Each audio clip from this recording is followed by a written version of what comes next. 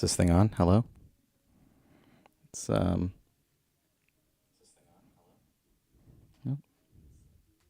Been a while. No idea if setup is even working. Gonna be. Am I dropping frames? Oh boy. Yes, I am.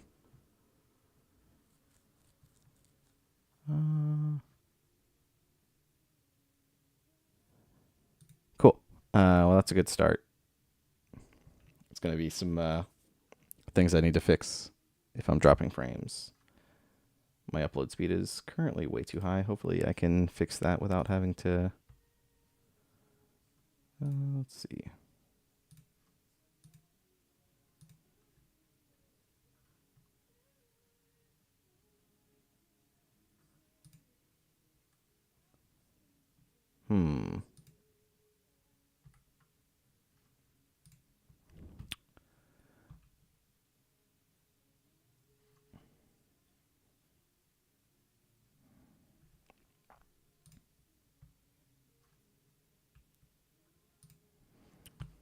Okay. You're gonna have to give me a second because it's laggy and dropping frames because the internet's not fast enough.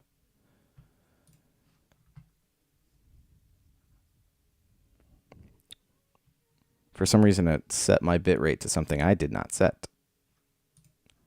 See if I can fix this. How's it going? It has been a long time since I've done this.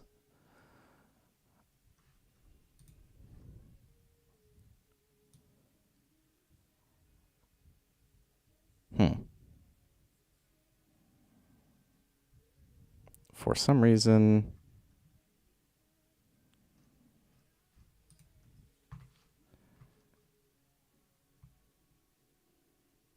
Okay. Now the speed went down? I am very confused. Okay, just give me a second. And then hopefully we can actually edit a photo. Or just hang out. I really don't know what I'm going to do.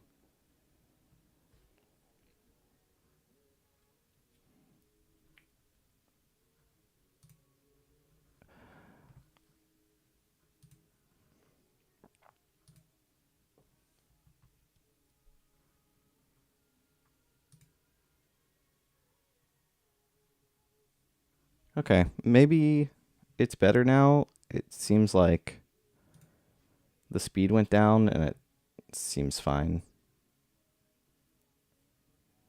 I'm going to keep monitoring the drop frames and see what happens.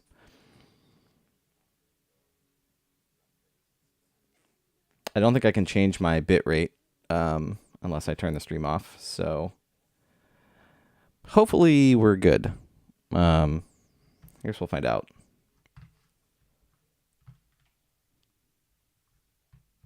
How's everyone doing?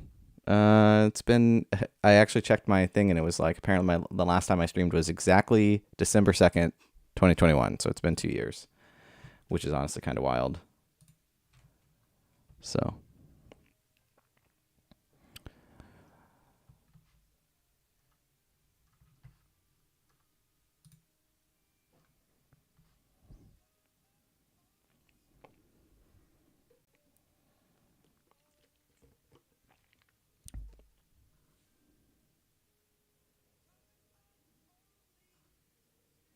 Yes, it has definitely been an eventful 2 years.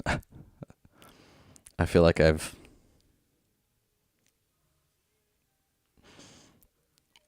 almost said I've driven across the continent, but that is kind of true. Okay. Do we want to edit a photo? I don't even...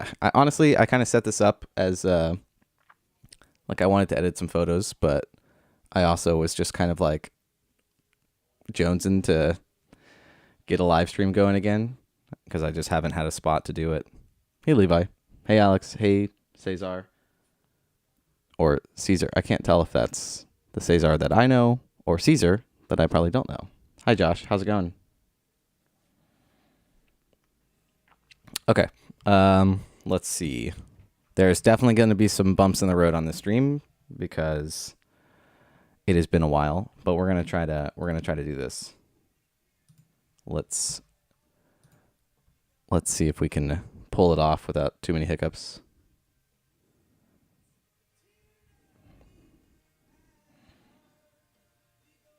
Cool. All right.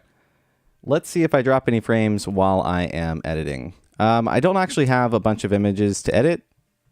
There's a couple that I've kind of already started for some videos that are going to be coming out. But I will admit, something that's interesting is I went back and watched some of my editing stuff from 2 or so years ago, and I've realized that like I don't edit nearly as much as I used to. And I have to imagine it's just because time. I don't spend as much time on specific images anymore. But that doesn't mean we can't look at a few. So a few of these are going to be for images that are for videos that are coming out probably in the next 3 weeks to a month. The video that will come out. So I went to 𝐒𝐿𝐴𝐚𝐥𝐬, as you can tell, on the 30th of October, so a month ago roughly. And I've already kind of gone through and edited all of these images. But the first thing I wanted to ask, and maybe your guys' input would be, which version of this image you like better? So like I said, I've already pretty much edited these, but I have a vertical crop and a horizontal crop. And I would be very curious to know which one you guys prefer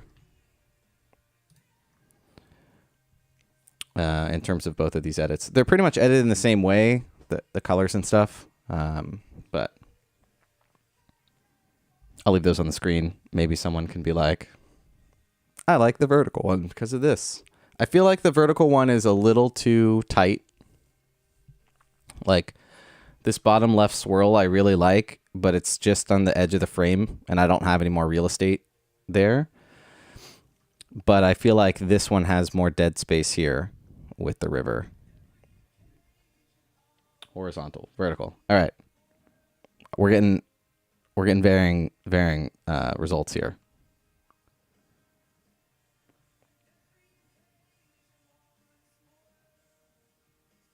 Make it square. All right. Josh, I'm timing you out. I'm kidding.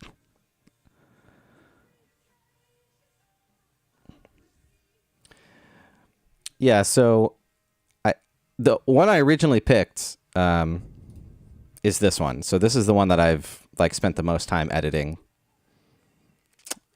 I'm not even like totally in love with the image. I feel like the swirls are a bit too, they're not as dreamy as I wanted them to be. And this is what I got. And one thing about making videos is that I don't have the luxury of just not editing images I don't like, because they have to be in the video. So this is the one I decided on. I actually think it's 2 swirls mixed in. So I think it's actually, let's see, this swirl, and is it this one? Yeah.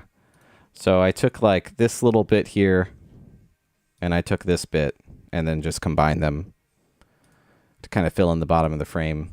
I did not do that on this one.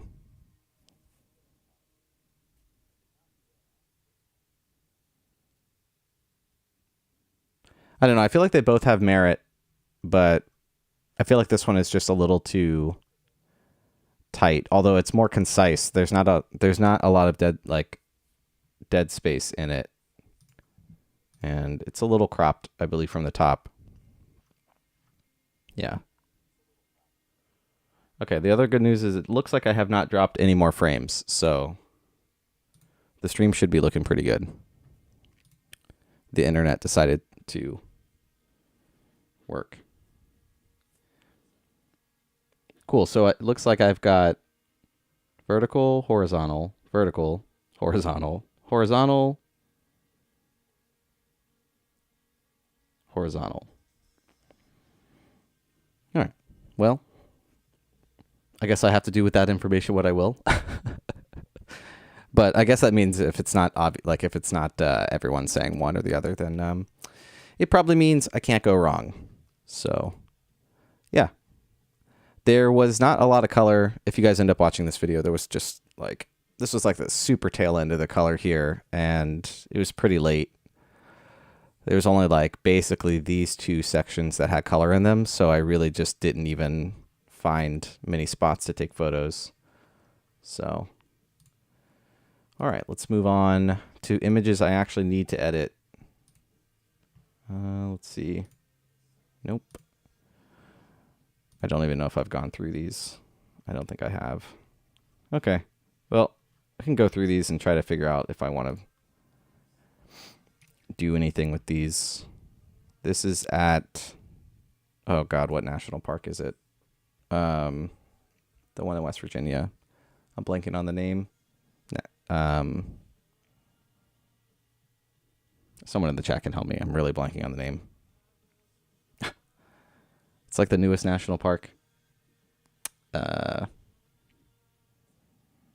It's embarrassing that I can't remember it. That's it. New River Gorge. Thank you. I was like, Gorge something, but I couldn't remember what it was. Yes. New River Gorge. Let's see. This is Gavin's tripod just casually in front of me. Spoiler alert, Gavin was here for this. All right. I actually have not even looked at these images, not once. So you're going to kind of watch me figure out what I want to do, if I want to edit any of these. You're also going to notice that some of these down here are all bracketed images before the sun came up. And also, if something's wrong, if I forget to put the wrong screen up or something, just speak up in chat. So, not a dang cloud in the sky. I don't think I liked any of these enough to really edit them. There's just too much going on the flare here as the sun came up. And there's just no clouds in the sky. But if I remember correctly, there were some more intimate shots that looked nice because there was this frost on these trees. That might work. So let's just go through. So normally the way I do normally I look at my images sooner, like closer to when I took them, and I know which ones kind of stuck out in my brain when I took them. This particular time, I have not even reviewed these images once. So what I'm going to do is I'm just going to go through these and hit pick, which is P on my keyboard, and pick ones that just stick out to me as I go through them. Also, I doubt you guys can hear the music in the background, but if you can and it's too loud, let me know.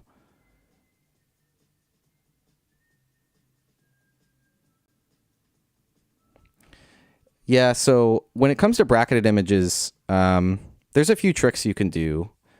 You can actually select all of the images in your catalog, and you can go to stacking and go to auto stack by capture time, and then you can do time between stacks and basically select like, okay,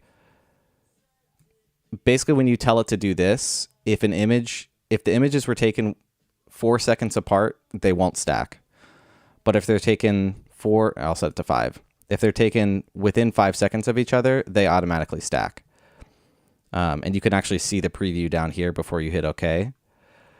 Basically what it ends up doing, unless you're shooting wildlife or something like that, it'll auto stack all of your brackets and then keep your non-brackets not stacked.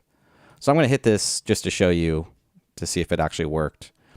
And you can be a little bit more precise with it. Like I could set the time down, but now you can see all of my images that were bracketed are auto stacked down here in 3s.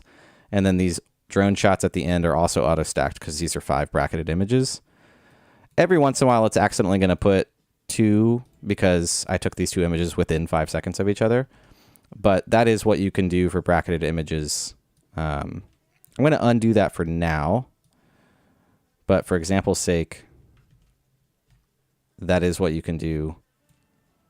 I think I can undo it by...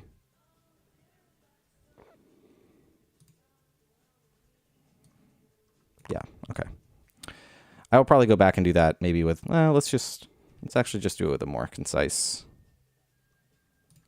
less than 5 seconds. Let's do 40 stacks sounds about right. Pick these two up. That's fine. Doesn't matter. But yeah, little tip for bracketed images, at least for organizational stuff. And a lot of the times when I'm choosing which bracketed images to pick, I'm usually looking at, well, in this case, my main concern is the sun star, but I can always take a sun star from one image and then take a different image for the foreground. But a lot of the times I'm just looking at the brightest image for those, depending on how I expose the image. So, okay, let's go back to selecting stuff.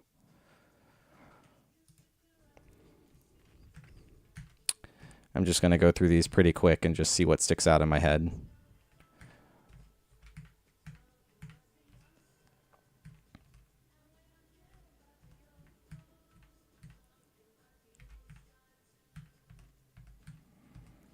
Sometimes when I have two images like this, I'll just go back and forth and pick out which one sticks. And I kind of also add a mental reminder that if I, for example, if I pick this image and then I go to edit it and I want more real estate just by a little bit, I know I have another image for it. So.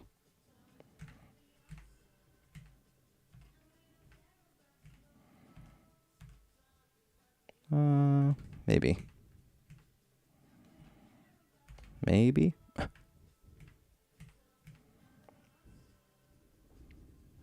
How's everyone's Friday? How's everyone doing? This feels weird. It's been a long time. I'm going to try to, now that I have this set up, I'm only going to be here for like a week and a half, but then I'll be back in like 6 weeks after that. But now that I have it set up, I'm going to try to do some more live streaming in the next couple days. Probably not this weekend, but this coming week. And I'll try to schedule it. This time was literally just I set it up and hit go live. So basically whoever was around was going to get on here and get notified. Oh, these are nice. Okay, so I kind of want to unstack these. So let's just do that.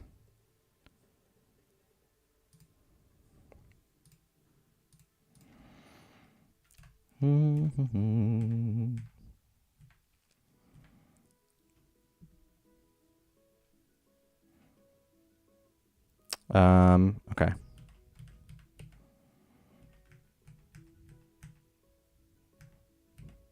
This is nice.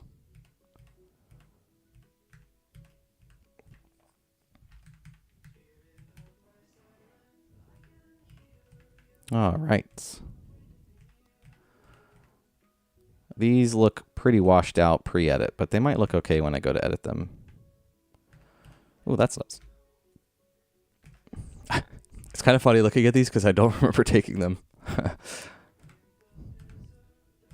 I'm like, oh yeah, that's what happened that morning. All right, so these look washed out, but I remember distinctly there's being some really nice light rays behind these. So these are going to be images that I'm thinking look a little bit like garbage right now, but hopefully come alive a bit in the edit. These might be ones that I come back to as well. Let's see. Is it really a fable?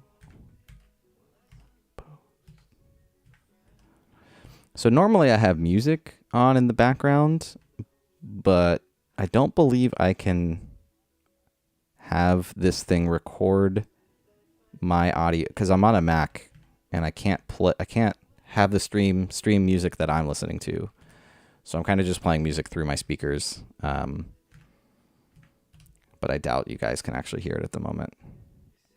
Okay. Maybe that's nice. I'm not going to go to these yet because I don't think these images worked. I think I looked at one of these at some point.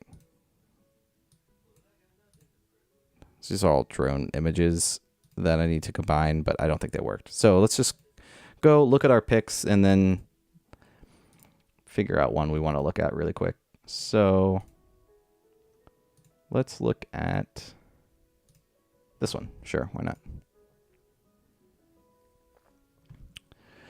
All right.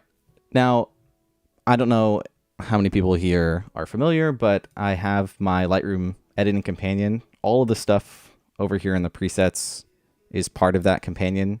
And you're going to watch me edit, and a lot of the times I'm not going to be using this, but that is because a lot of my editing is basically what this is. I just do it naturally.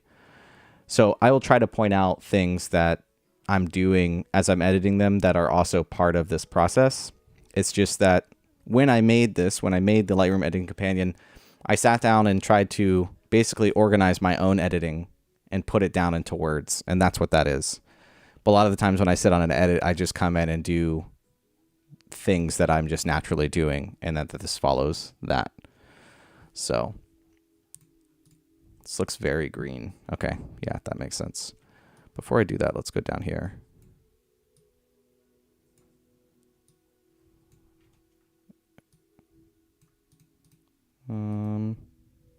That probably is a little too red. Okay. I think dehaze is going to go a long way here. Yeah, it still looks too green.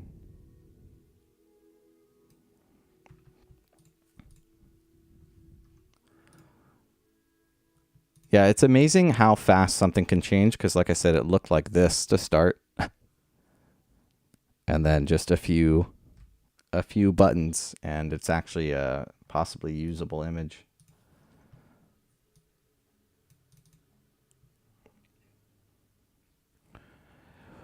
Also, I will note that images like this, where they really need an edit, I don't know the crop yet, because trying to figure out what's going to look good for this to start off is very difficult. Whereas as soon as I started editing this, I started to notice the spots that I like more. And I definitely like this area to the left more than this area, which makes me want to go to this image and edit this one instead. So, but then I'll probably end up just applying that edit to the other one. So I'm just going to copy this. And I'm just going to paste it to this one.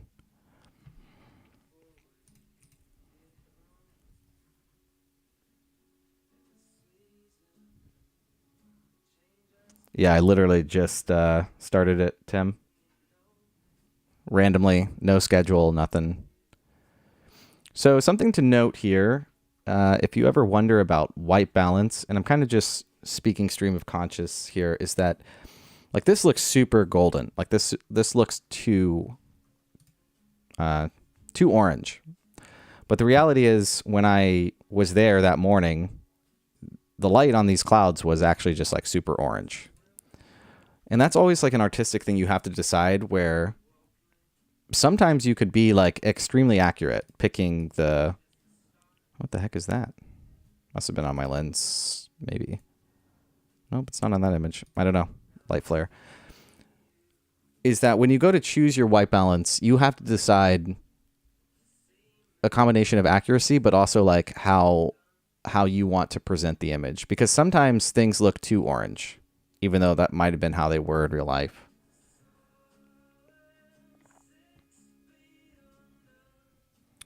But I have a whole video on that. Basically, the long story short is like there is no correct white balance. But you do want things to look like reality, right? Because like if I went down here, this is, I think that obviously this is the incorrect white balance, regardless of my artistic choice. So, yeah. All right, so something I want to try here. This is very distracting, so I want to try to get rid of that. But the problem is I don't want to get rid of this line of trees. But I don't think we're at that level of editing yet. So a lot of the times when I'm trying to figure out if an image is even worth working on, touching, messing with, I do a few things like we just did to see if it's worth more time and if it's worth a deeper edit. I would probably end up removing this if I were to use this image. But I don't necessarily... I'm not in love with... I feel like this image is just lacking a subject. Like, the atmosphere is really cool. But what the heck am I trying to look at here? Which is kind of a bummer, because this, like, the scene is really nice in terms of the light and stuff. Maybe if we make it a little more simple like this. So the dehaze is, whew.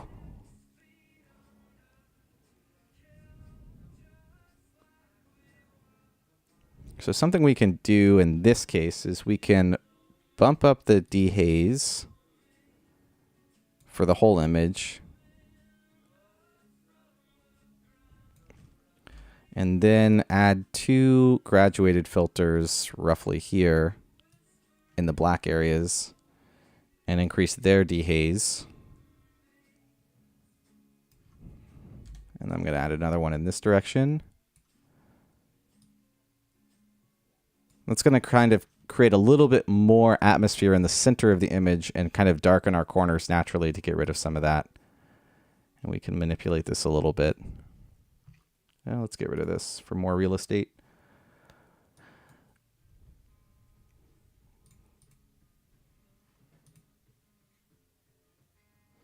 Okay, so something interesting that I want to try for this is all of this fuzz you see. Well, it might not come through. Maybe it comes through on the stream. I'm not sure. But all of this fuzz that you see in the image is just because of how much haze is in the image, because I'm shooting at ISO 100. So I'm very curious if we run this through the denoise in Lightroom, what this will look like, even though it's not noise. I'm very curious if it'll actually help. So let's just hit enhance. I don't think this will take too long while I'm streaming. Guess we'll find out. Coffee break. Oh, how's it going? Pulsar? I'll just refer to you as that.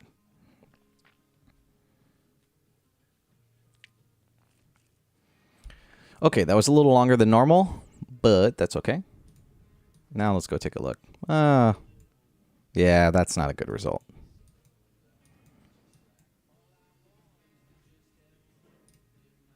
I think this is the first time I've actually run that through there and not like the result.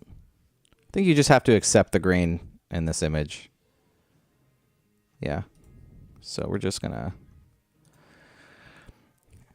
nix that one. This is nice. I like this. I feel like this is an okay image, even though I still think it kind of lacks a little bit of subject. It at least has more deliberate compositional techniques with the diagonal line through the image.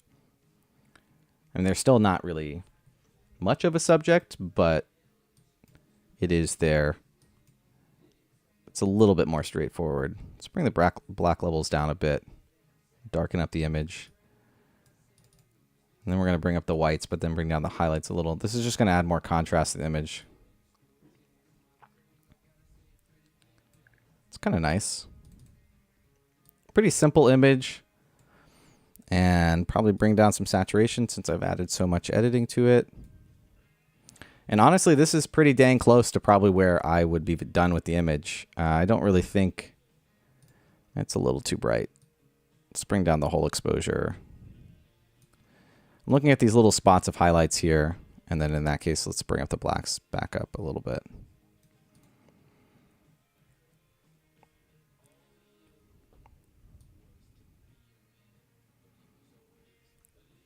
It's crazy. My shadow slider actually does nothing. Oh, that's wild. Yeah, I don't think I would do much more to this image. What is the Dunkin' of choice? Oh, I just get an iced coffee with cream and caramel. No sugar, but the caramel is the sugar. So,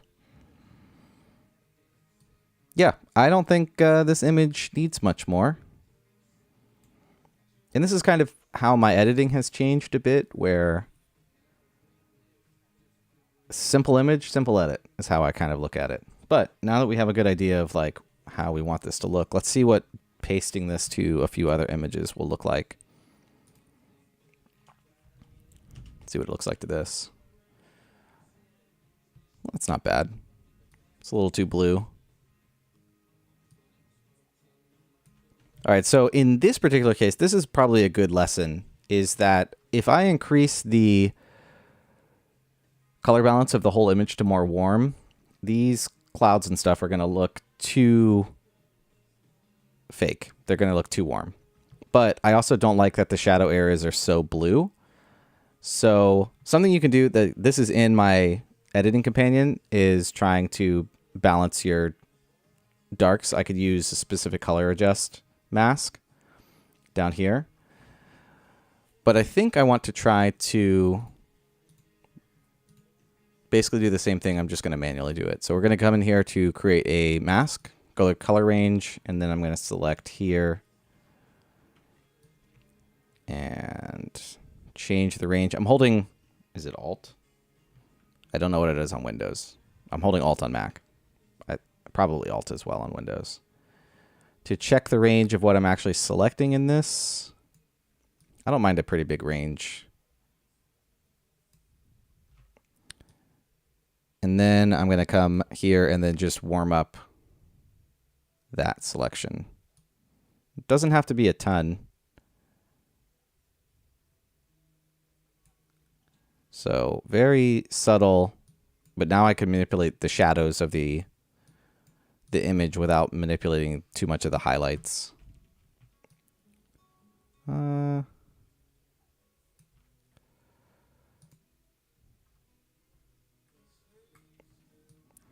biggest thing with this is you got to make sure that it doesn't end up making a grainy look. So if I zoom in here and move around and turn off this mask and make sure the transitions in the shadows look pretty good, which they do.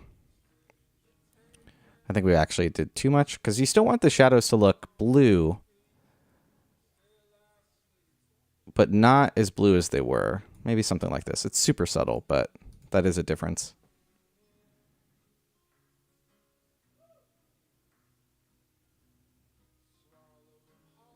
Way too cold for 𝐒𝐤𝐚𝐥𝐬ing? Owling? Star? What? Star? Night owl? I don't know what you meant, Tia. Yeah. Cool.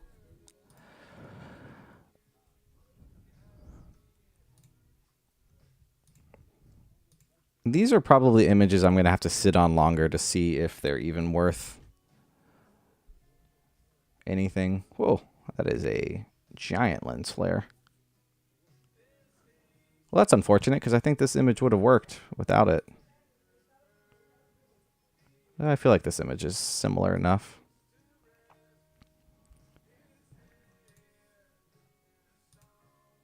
I can't remember if these...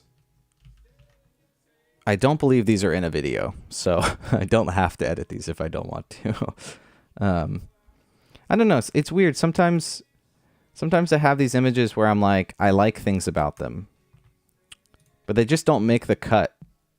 They just fall short of being worth sharing. I mean, honestly, a lot of my photo library is filled with images of night owling. Oh, I see.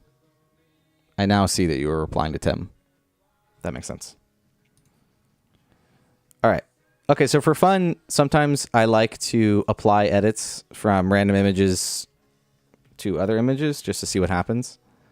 Oh, yeah, that looks like garbage. Okay, well, that was fun. All right, I'm going to edit this image just normally.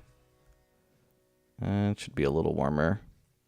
So something that's interesting about this is when my camera shot this, it balanced the white balance for these clouds to look white, but they definitely were a bit warm. And I think this is really where your artistic choice comes in, where you could make the clouds look really warm, or you could make the clouds look really cold. And I don't think there's a right or wrong answer to either of those. So about 1,000 Kelvin difference, and you're really telling two different stories, which is really interesting for this image, because if I put it at 4,500 Kelvin, it definitely has more of a cold morning feel. Or if I put it at 5,500, it definitely has more of a warm winter morning feel. Really just comes down to what you want to make your image. I actually kind of like it a little cooler. Actually, what we're going to do is we're going to leave, well, let's cool it down. And then I'm actually going to use the editing companion preset for the, where is it? Sunlight mask. And we're going to use this to enhance the sunlight that was naturally occurring. Let's turn this guy around here. We're just going to accentuate. That's not what I wanted.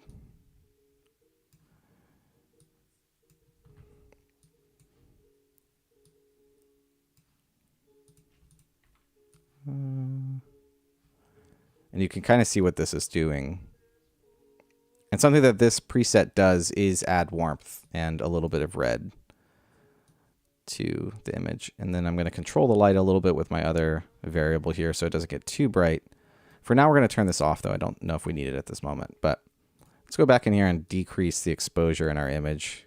This is really just going to create some more drama in this particular scene by using this. But realistically, what we're doing is we're actually just enhancing the light that was already there. So this is pre-edit, and the light was coming from the right of frame. And by adding this edit in, we're just kind of enhancing. We're basically adding contrast into the image, but with more controlled light source in a 2D space, essentially. So, ooh, I really like when I bring the clarity down. I don't know. I've been on a non-clarity kick for like 2 years now, where I just kind of decrease the image's sharpness and clarity by like quite a bit to make it a little bit more soft. So I'm going to bring the dehaze up a decent amount, like 20, but that's a little bit too much. But then I'm going to go to my sunlight thing here that I made and decrease the dehaze that's already there by a little bit more.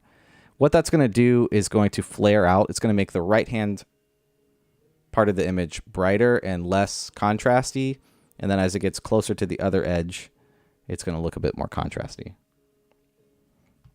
Also, if you guys have any questions, please feel free to chat. I admit it's very difficult to sit here and just talk about what I'm thinking about the whole time. So it's always nice to interact if you guys have any questions. I think this is looking pretty good. Let's add some actual contrast. Again, this is definitely an image that lacks a bit of subject, but it kind of just feels like a nice atmospheric image, and I don't think it needs subject as much. I feel like the light is really pulling a lot of weight here for how this is looking. I'm going to bring the highlights down, and I'm going to bring the whites up a little bit. I'm going to go back to playing with my color balance here. I think we're actually going to make it even colder.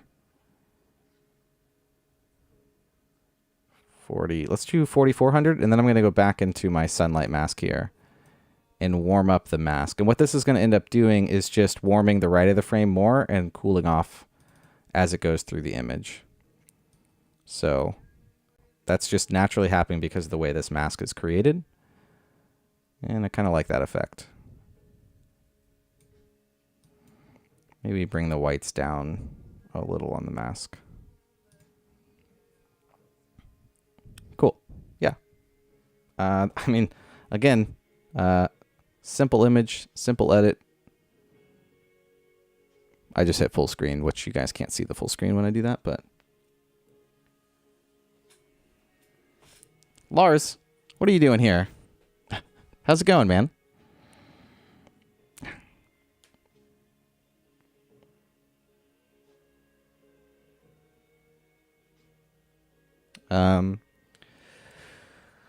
What type of monitor do I edit on? Oh, well, that's a great question.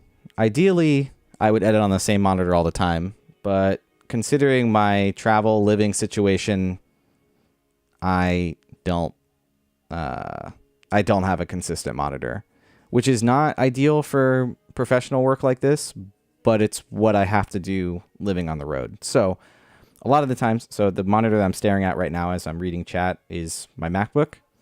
The monitor that I'm editing on in front of me is okay for color accuracy. It's calibrated, but I wouldn't necessarily say that I trust it as much as the monitor on my Mac, my M1 Mac.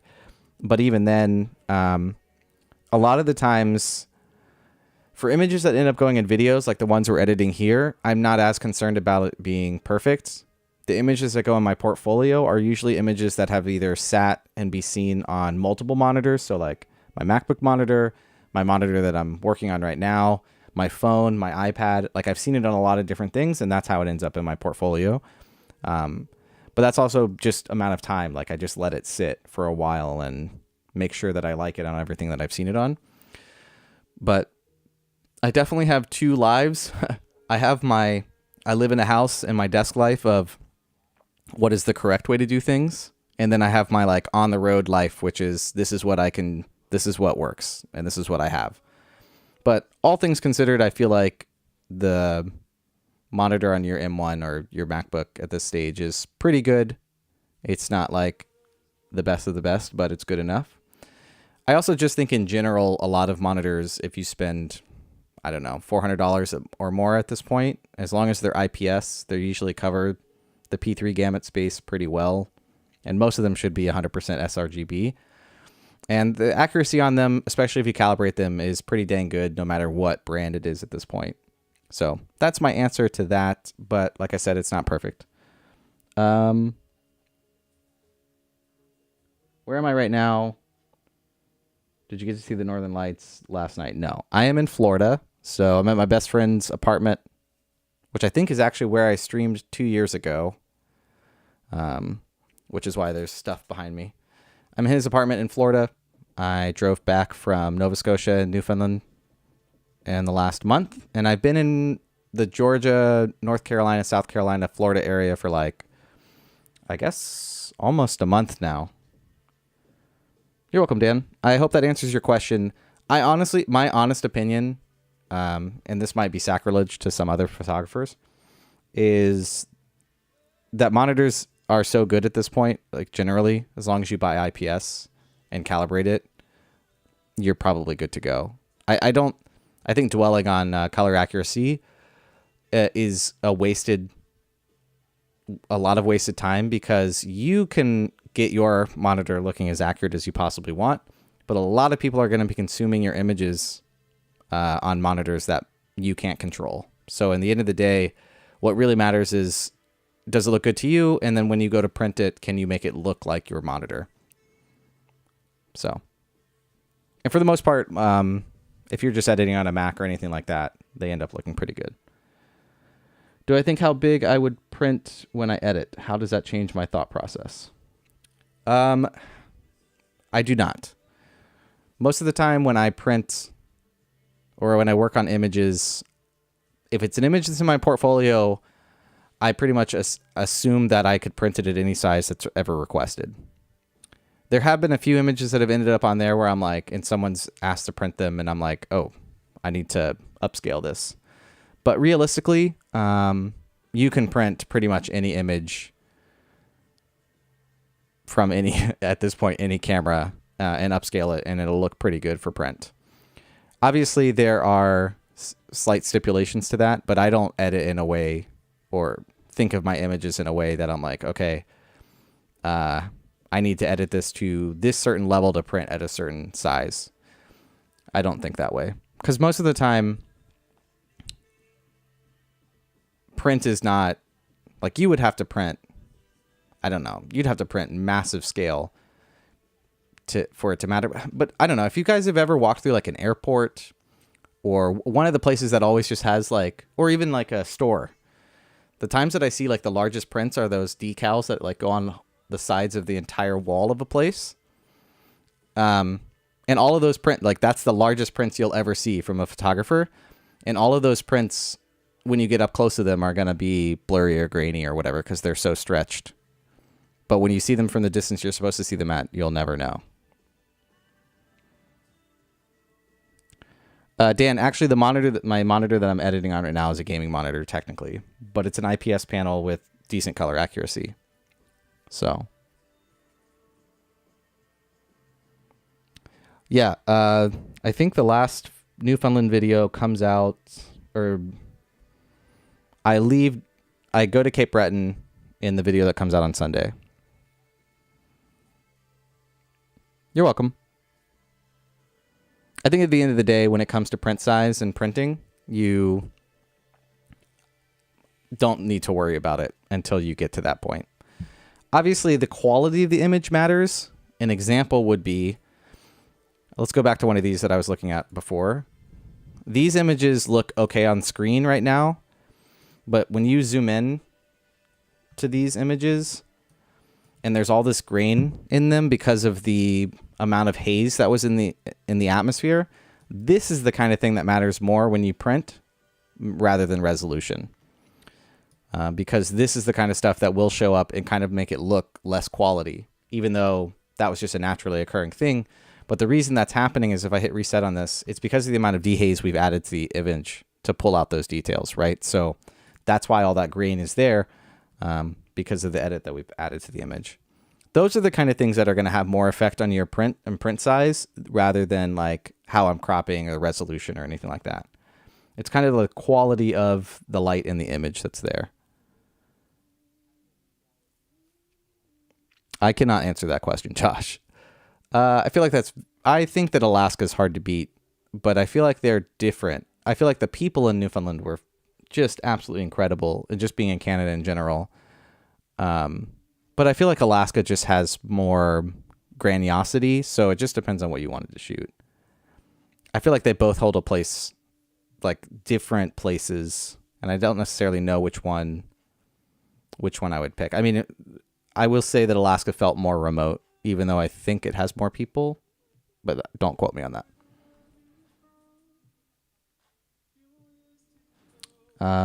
Can't wait to see my Cape Breton video. I'm just going to warn you now, please don't get your hopes up. I did not stay there for very long, and you'll see why when it comes out on Sunday. And I would like to apologize in advance. I was supposed to spend more time in Cape Breton. The problem was when I got to Cape Breton originally, I decided to immediately just take the ferry over to Newfoundland. And then when I came back was when I was going to spend like a week or two there. That is not what ended up happening, but it will make sense once you see. I just got there too late. I ended up staying in Newfoundland longer than I expected.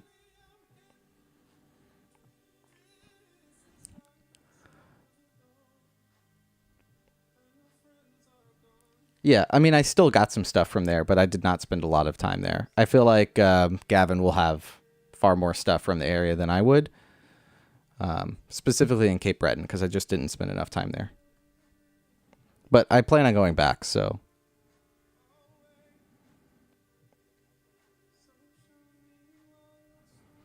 Yeah, I mean, Alaska's just way larger.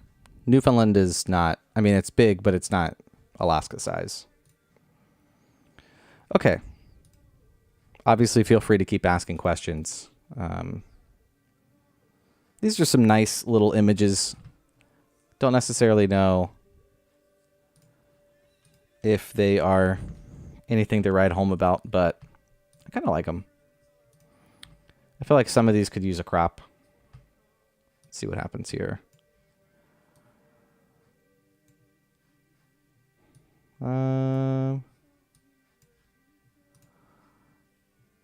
That's nice. I love the little touches of color up here that kind of pop out.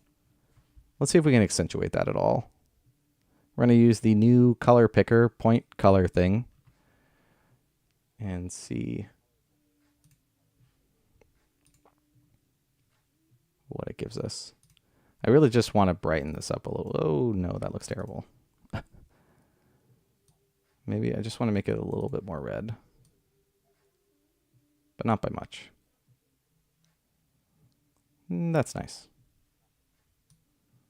Super subtle. Yeah, that's it. By the way, I just pasted the edit from this image to this one and then cropped it down.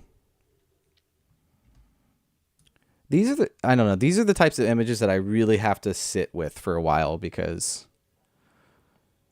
there's something about it that I like, but I can't necessarily point my finger at it, and I also don't know what I want the crop to be. But I feel like images like this, my best suggestion is always just to do them and then come back to them multiple times. Like, don't be in a hurry. They're not going anywhere. They'll be there when you come back, and you can make those decisions based off how you feel when you sit back down to see them.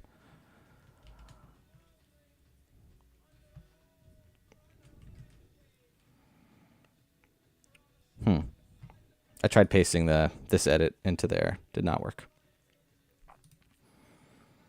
I think this is probably the one I like the most so far, but I don't necessarily know if the crop is where we would want it.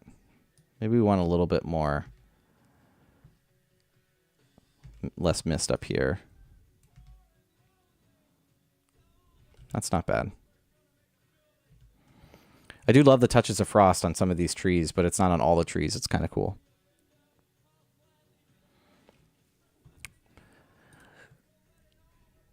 All right.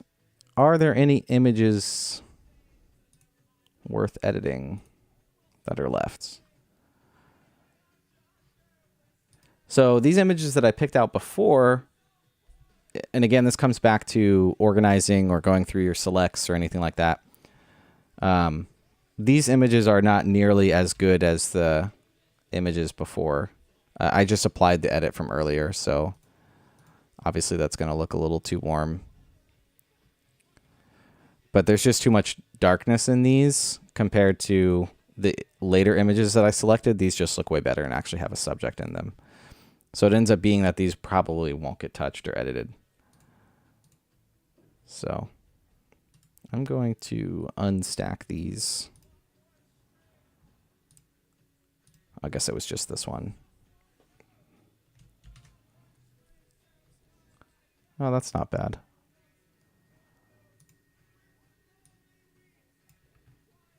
I like the light in this one. I just pasted the edit from this image into here. This spot's a little too bright though. So what I would do is I would come here, turn on the control setting that's in my Lightroom editing companion, and move this light around a little bit to be down here. Yeah, let's move it there. And just get it touching the tops of these trees here, because I can move it up here and it's really going to affect the clouds up there, but I kind of want it right here. And then I'm going to move this control to kind of hone in the light a little bit right there.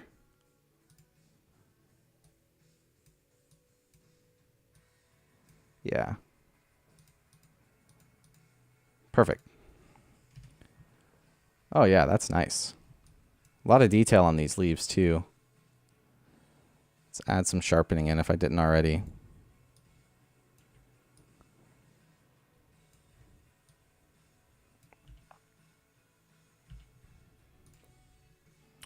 Probably too much on the top.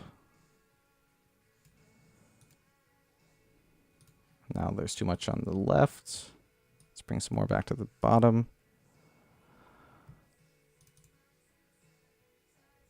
Oh yeah. This is nice. Let's bring the blacks down. Turn on my peaks. See when I hit a peak. Okay. Sometimes I like to turn on black and white to see what my light levels are for a lot of the stuff, because sometimes color really confuses our eyes and how bright something is, because adding more saturation stuff naturally makes things look more bright. Yeah, this is nice. I actually think this is probably one of the better images. There's a lot of detail in this.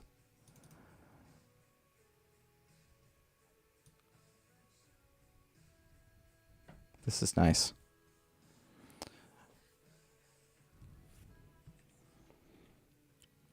The light in this one is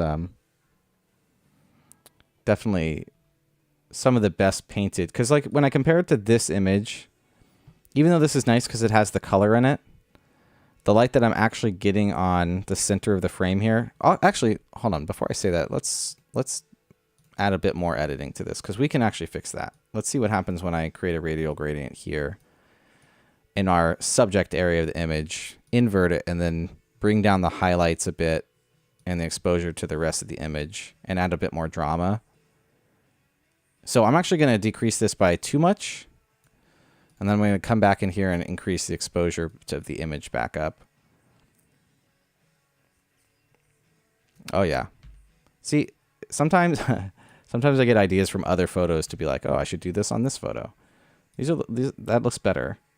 It still needs to be a bit brighter, so I'm going to actually create another radial gradient and just use it normally and bring up the whites. Let's specifically the shadows a little bit. The whole exposure, that's going to look too bright. I'm looking at my histogram. When do I start hitting peaks? Okay, I've got a lot of room. Also, some of these might look too dark to you guys because I'm noticing my histogram is pretty dark, but my eyes are currently adjusted to my monitor, and this is the exact situation where I'm looking at my histogram going, this image is too dark, but it looks fine to me as I'm editing it. And it's something that like I would turn the light on, I would put it on my phone, I would be like, oh, I edited this too dark because my eyes were too adjusted to the light. Ideally, if you were asking for my recommendations on what you're supposed to do, you're always supposed to edit in the same brightness room, which is typically a dark room with your monitor at the same brightness level. But again, I live on the road, so I edit in coffee shops, in my car, in friends' apartment rooms like I am now, and I have this giant bright light in my face. So that's why it's always just good to check and not be in a hurry, because I can tell via this histogram here that this image is probably too dark overall. But for some reason, to my eyes, it looks fine because they're currently adjusted for that. But I think this is looking pretty good. I think both these images... Actually, maybe I don't want to bring down the clarity. Okay, so something I'm going to do is bring down the clarity of the whole image here to give it kind of more of an ethereal feel. But then in one of these masks that I created for the center of the image, I'm going to add clarity back in to kind of give that crispness to the center of the image, which is where our focus is. And maybe even add a little dehaze. Maybe a little bit. I'm going to add some dehaze, but then I'm going to brighten it back up. And then I want to zoom in a bit. Yeah, the details just... They're there, but we've cropped down a bit.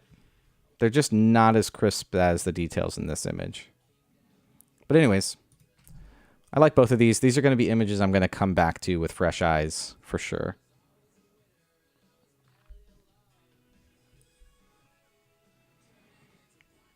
Thank you, Awesome Songs 1144. Okay.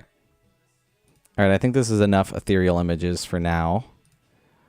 I don't think any of these are going to work. Well, let's just copy and paste and edit and see what happens. Yeah, I guess that's not too bad. Obviously, probably fix the white balance.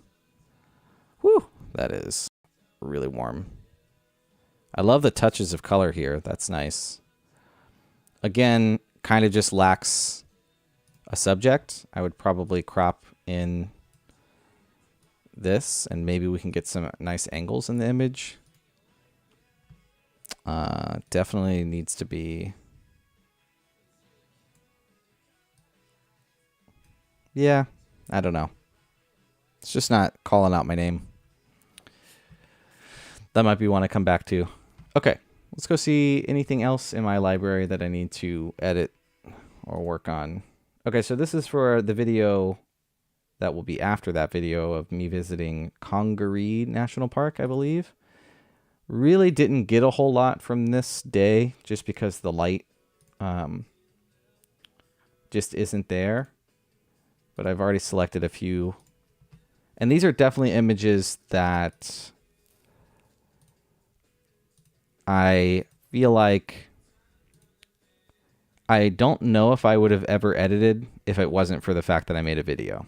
And that's just kind of like something that you have to do sometimes. Although there has been times where I've forced myself to edit a photo and I end up liking it for a video. So, hey, that's all. Okay, Josh. Square comps, huh?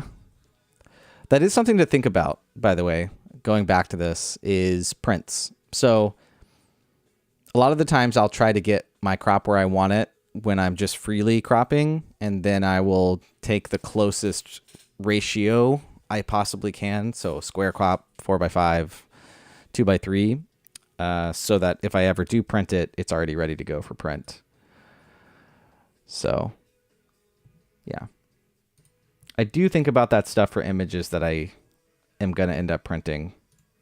like I said, those are the thought processes that go behind images that are that I go through for portfolio stuff. Okay, so it's a pretty dull image.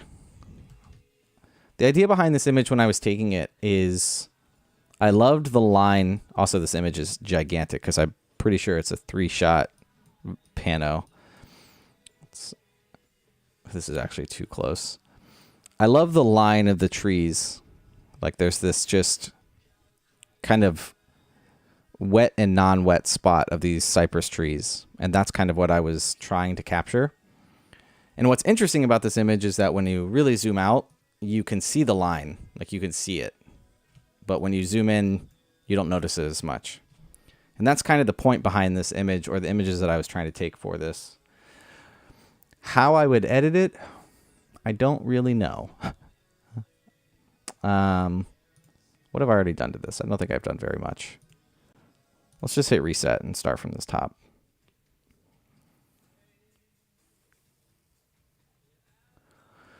Problem with areas like this and just shooting swamps or areas in Florida or South Carolina or Georgia is that they're always just so busy. And it's hard to turn chaos into something cohesive, which was, again, the idea behind trying to use this line that you can naturally see here. But I don't know. I don't know if I'm ready to edit that one. There's one other one in here that I thought I picked out. This isn't too bad, but I think it's too bright.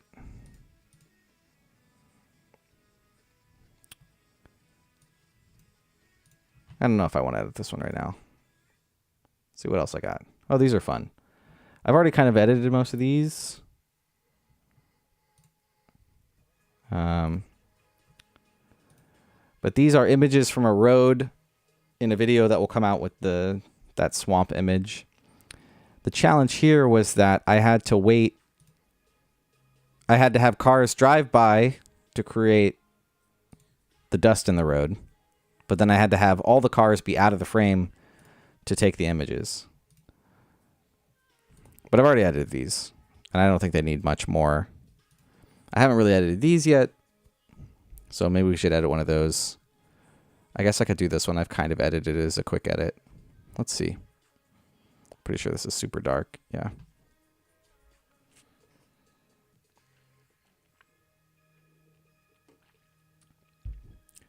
This is called the Angel Oak. It is in Charleston, South Carolina. The problem with this spot is it's super touristy.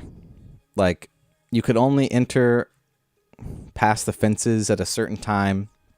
And obviously there's these plaques and there's people and these things here and, you know. But I was there. I had waited the afternoon to try to take these images. So I took some images anyways and ended up with... Basically, I've decided that whatever image I end up editing, I'm just going to Photoshop out the plaques and the people. Yeah,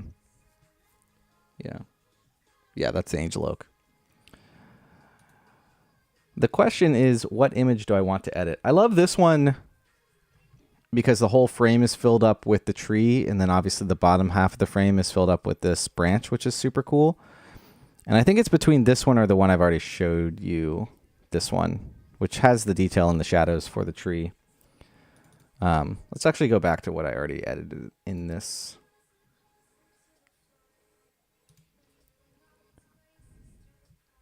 This one's cool just because it has this natural, these two branches that naturally create a frame around it.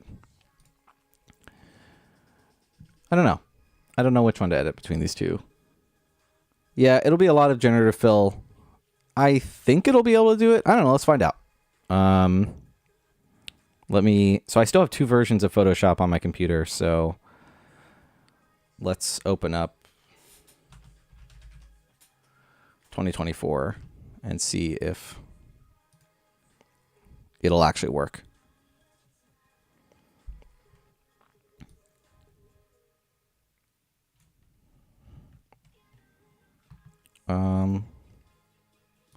Edits, open. Now I haven't fully edited this, but I kind of just want to see what generative fill will do.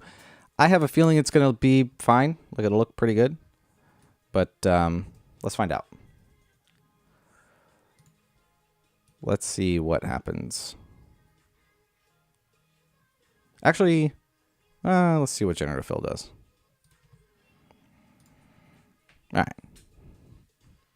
Feel free to ask questions because it's going to take a second for some of these to run through. I don't know if generative fill or the remove tool is going to be better. I think generative fill for stuff like this sign is going to work. The other recommendation I have for generative, yeah, okay. You know, technology is just like this just is, just,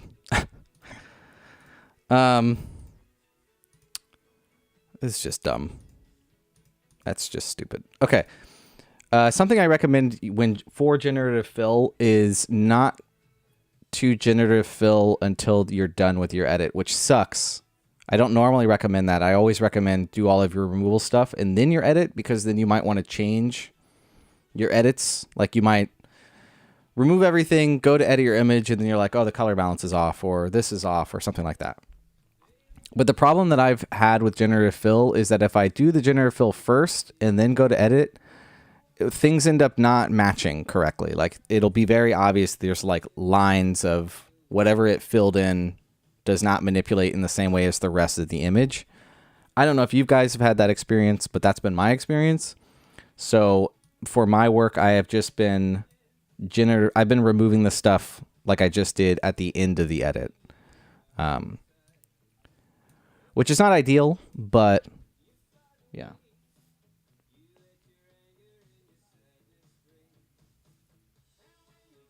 Yeah, it's generative fill is dumb. Like, I can just go through and okay, well, we know it works, so let's not do this yet. Let's actually edit the image. And oh god, I love seeing my my YouTube thumbnails here. Cool. Where were we? Back to Lightroom. Let's go back to editing this image. So the thing about this particular image is I could take a lot of time editing this. So if I hit reset, this is an image that I might like manually increase the exposure by 1 and then do a whole bunch of light painting and stuff like that because I like the tree. But the reality is I didn't really get great conditions there, and I think I would be trying to, you know, shine a piece of coal into a diamond, if you will. And I just don't think it's worth that because I'm not getting a lot of natural light on the trees anyways. But I could see myself pushing this edit further than I normally would. Maybe a couple years ago I would have done that. But I just don't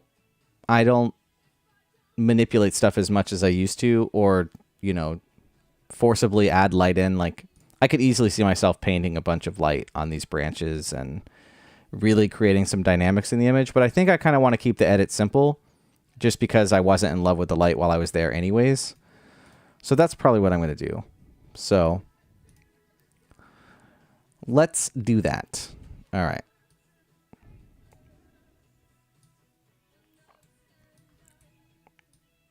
Just going to go through real quick. It's going to be too saturated, but we'll fix that in a bit.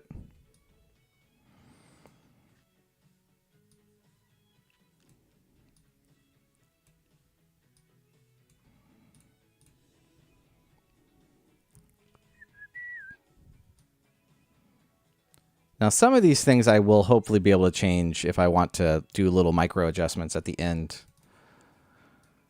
like after we remove stuff. But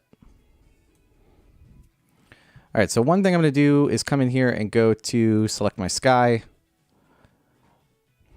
It should do an okay selection. Yeah, that's okay. I really just want to bring down the highlights a bit. But also, something that I could do is I could really... No, we'll just leave it like this for now. Next thing is a giant radial filter. And then we're just actually going to focus on bringing up the shadows for this.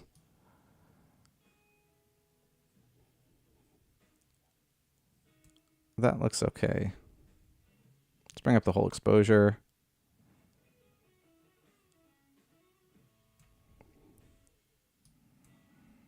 I'm going to bring down the whole exposure. I'm probably peaking. Oh, no, we're okay. It's got that HDR look at the moment, which I am not a fan of. So we need to go back to our sky mask and probably let the sky be bright. Bring our clarity down some. Bring our shadows back down. I just don't want it to look too HDR-y, which ends up happening when you bring the highlights down, the shadows up. And there's no contrast in the image. So something we can actually do here is, that actually really helps with that, or we can try it, is I'm going to bring the exposure down in the whole image. Check my peaks here. No, we're good. And then again, going to come in here and create a light source.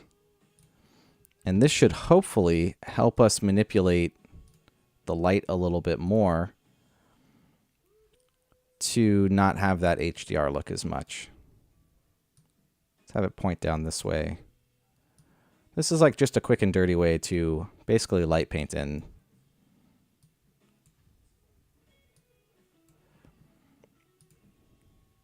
Move our control over here.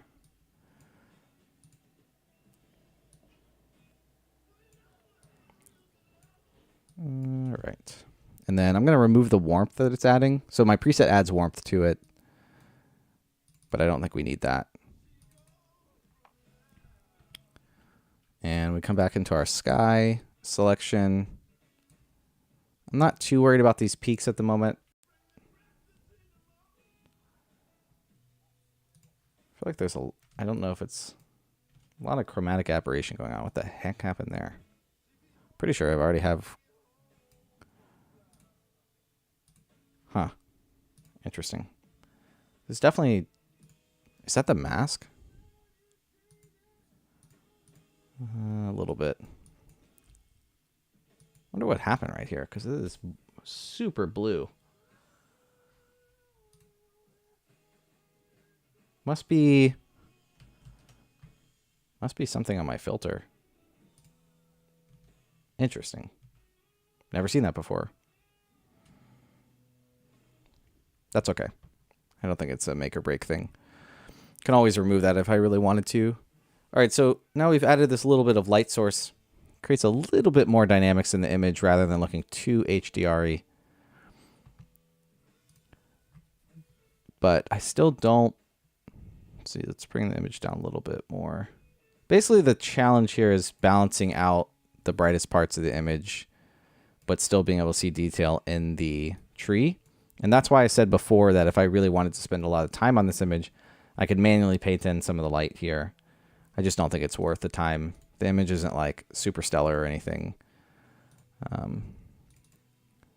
So I'm actually going to go here and change this a little bit here.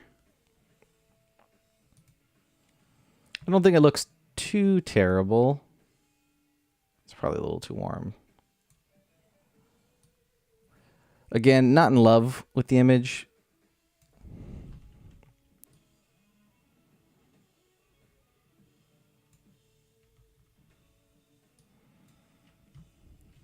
I really would love more atmosphere.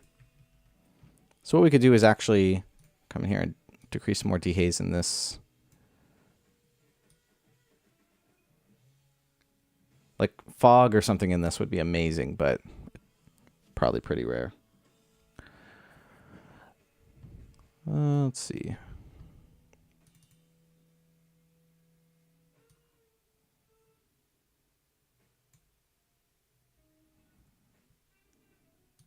I think we're getting close.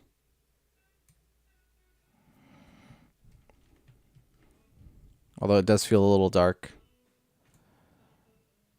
So I think something like this is probably fine.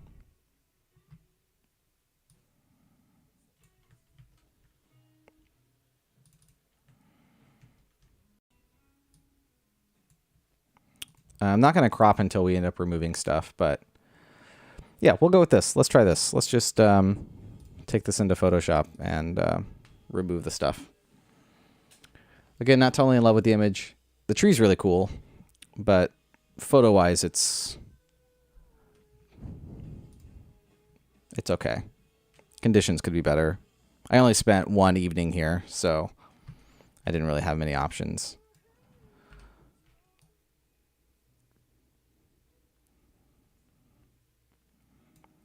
Oop. All right. Let's go through and remove stuff.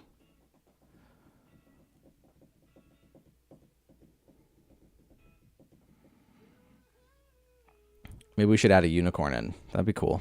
A dolphin? An eagle? What should we add in?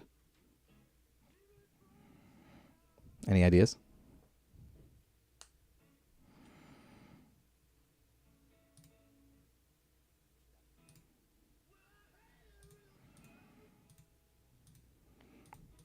Yep, that looks pretty good. All right, let's try the remove tool. See how well it does on our guy here.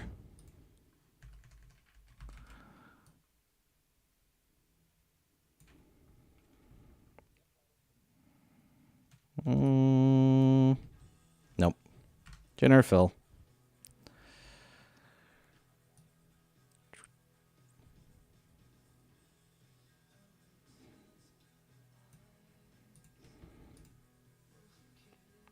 A bear.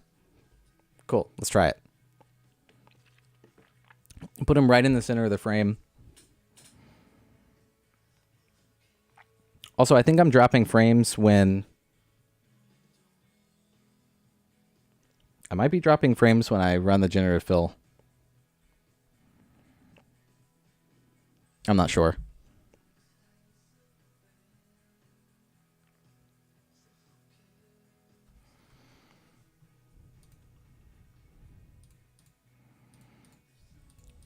Yep, that looks pretty dang good.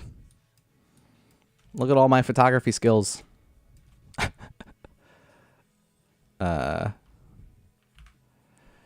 All right, let's see what happens when I remove this guy.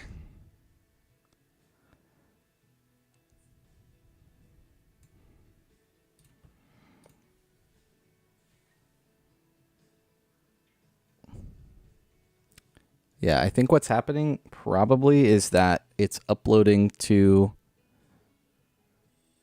Well, it's not doing it now, so I don't know.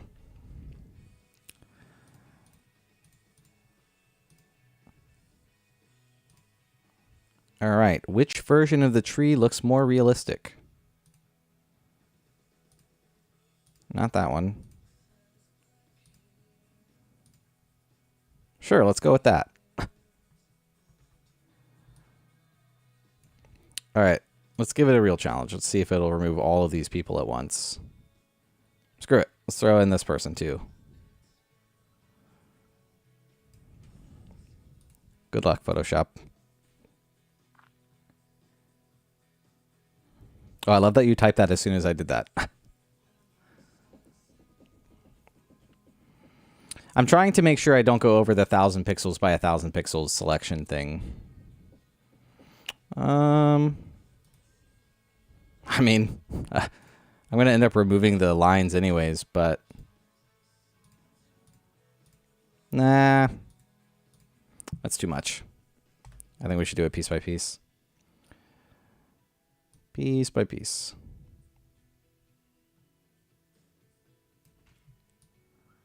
Boop. I think it stopped dropping frames. Because it seems like it's changing my upload speed on the stream correctly when I start hitting generative fill.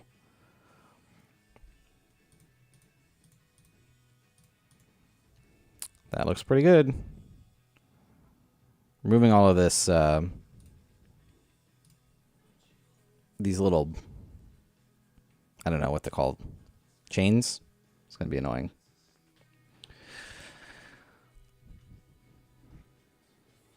Oh, I just dropped some frames.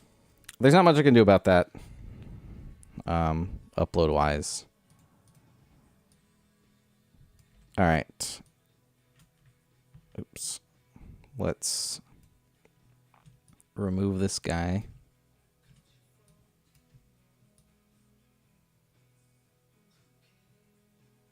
Boop.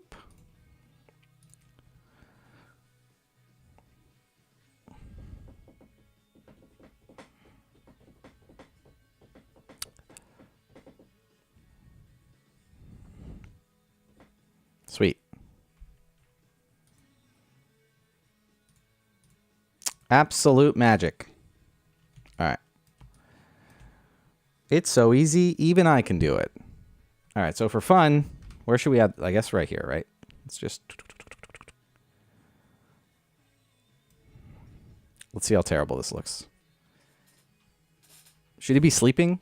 Add a sleeping bear. Here we go.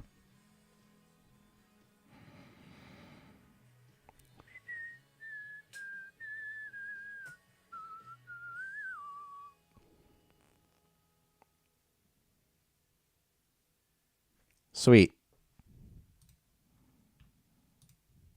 Okay, these look dead. Let's try one more time.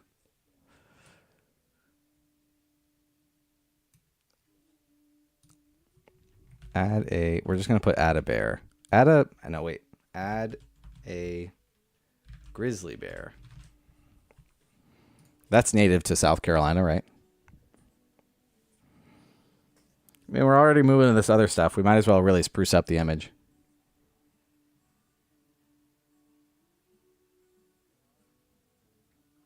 Correct. That's what I meant, Tim. Every time I run the generative fill, it sends to them. So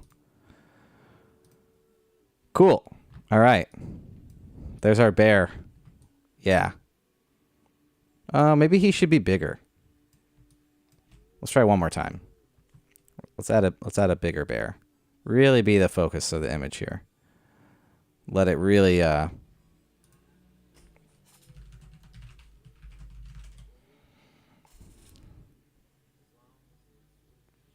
the tree's insane. There's actually a tree here in my hometown that I'm going to try to photograph that's similar. I wouldn't say it's as insane, but I can at least get to it whenever I want to, and it's not like, you know.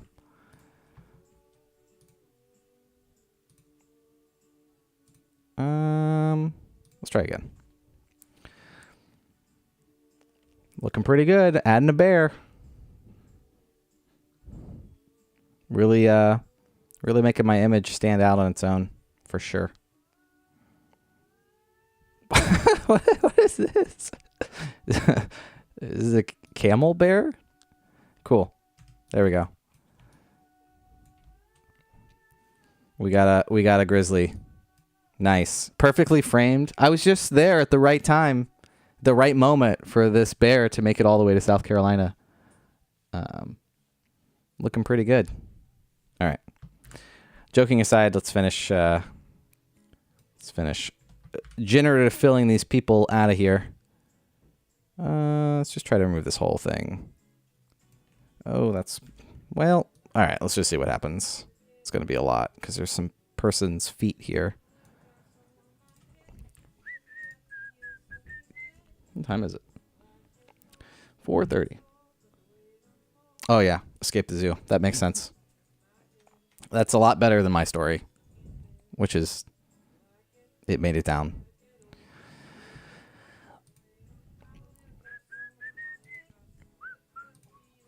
Oh, yeah. That looks pretty good.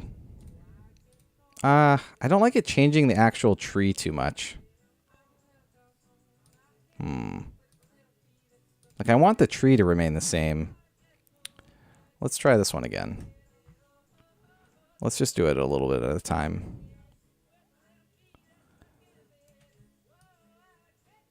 Oh, that's not good. Let's try the selection again.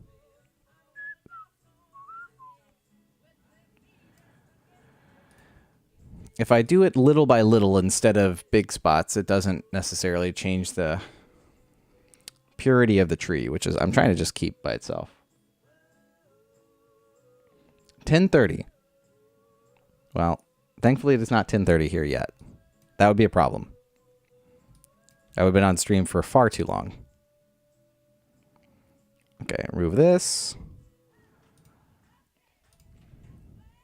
Can you guys hear the music in the background at all, or no?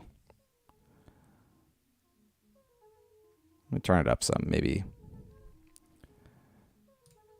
What the heck is that?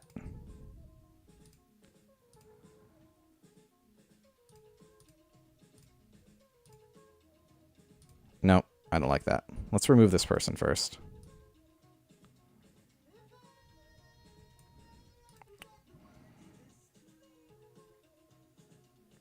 Yeah, it's meant to be like so light in the background you can barely hear it, but I'm also playing a bunch of monetized music, so it would demonetize me anyways, so.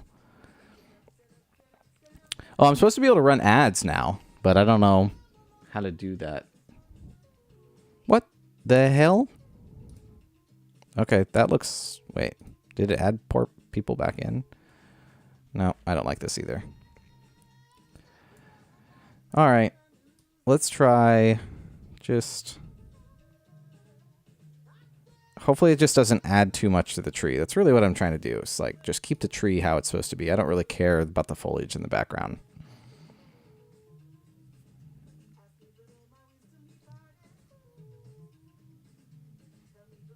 What does this little heart do? Oh. Gotcha.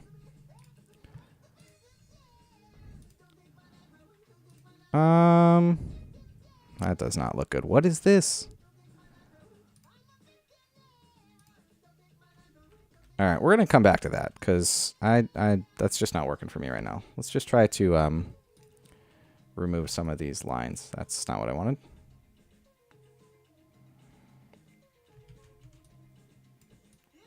We're going to use the removal tool here.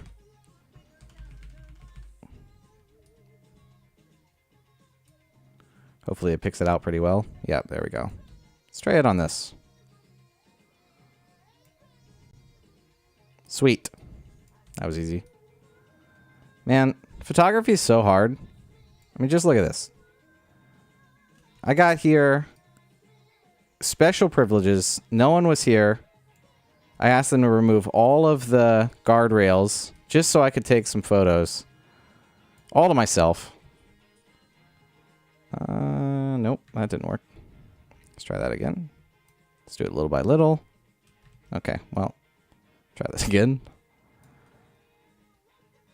Cool, that looks good enough. We ain't trying to win any awards here. I don't know what the hell's going on back there, but good enough. I mean, we are 300% in, so we're at the pixel level, as you can tell.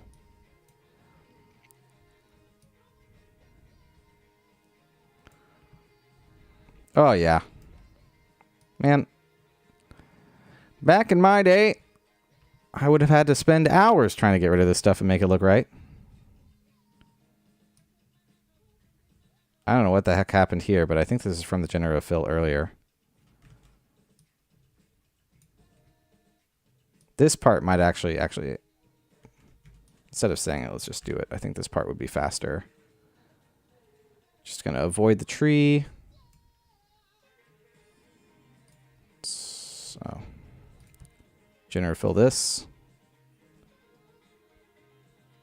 Do I want 4 rivers? That sounds excellent. Are you going to go after work, Ross? Are you going to bring it home, or do you want to get it when you get home? Oh, yeah. We're going to add a unicorn and a bear. That's what I'm thinking. Oh, that looks pretty good. Cool. You're going right now. Well, then yes. Do you know my order, or do you want me to text it to you?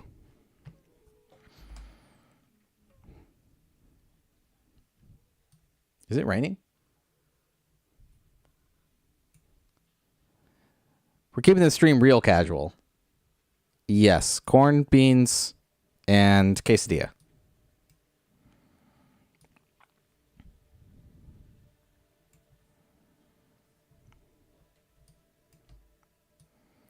We are just hanging out today, testing the stream, testing to see if everything works. We're adding bears into our photos. We're just having a good time. All right. Let's remove this sign and this person. Oop. I'm sure they don't want to be in my photo.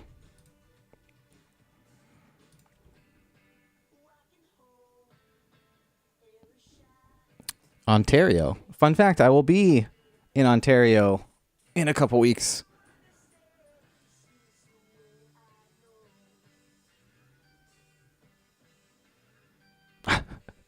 Yeah, I mean, I have to imagine that. All right, which one of these looks most natural? That looks pretty dang good. We'll go with that. I have to, like, there are some places I go and I'm like, did they even think about how these are going to look in photos? But I just feel like tourist spots like this, has nothing. It's all about preservation of the tree, which I guess makes sense. Anybody else in chat want barbecue? I will shamelessly plug my donation button that says, if anyone wants to donate for dinner, it is down there. Although I don't know where the donate button is on my streams. Is it?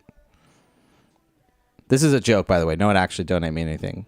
I don't know how do you donate on a stream? Oh, is this, there's a money button? Super chat, super stickers. I don't know if it's like, oh, it's on the, okay, so there is a link that it's been this long since I've done this. Got it. Actually, what's hilarious is I just checked the description of the stream. The support the stream link is there, but then it says my 2022 calendar is out. Clearly, I forgot to update that. How do I'll do that next stream. Just know that the 2024 calendar is out if you want it, by chance. It's actually behind me right now. I am going to Ottawa. I am flying to Ottawa. I might something sorry,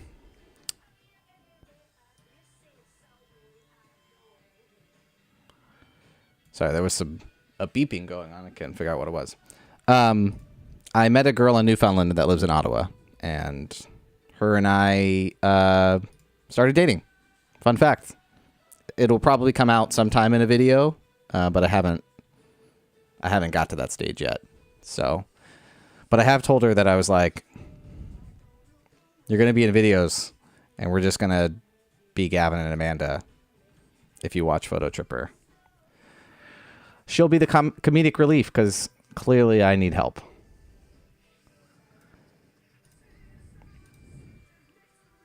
Thank you, Josh. We'll see where it goes. The whole we live in two different countries thing is quite the feat.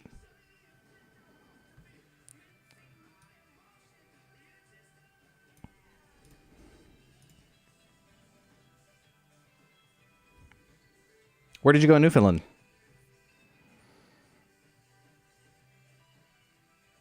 Woo, that looks good. Sweet. Anything else? Oh yeah, this sign.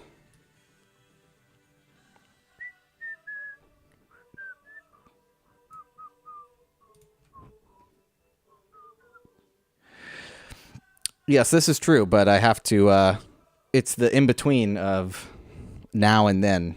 That's the hard part. Did I not hit generate? Am I just sitting here like an idiot? Yes, I was. Please no one answer that question in the comments. Thanks, Tim. Thank you, Tia. Woo.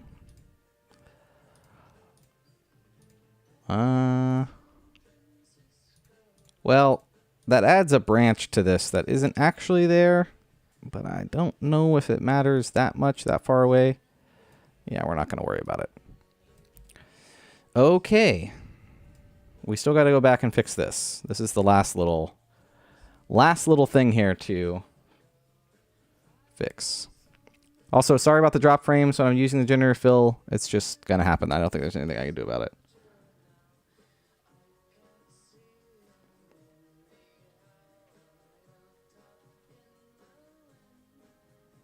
What was your favorite spot, George? Peace Bridge may be difficult pass for the foreseeable future. Wait, why is that? Wait, where is Peace Bridge?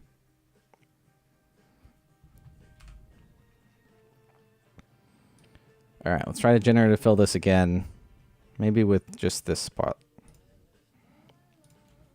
In San Francisco.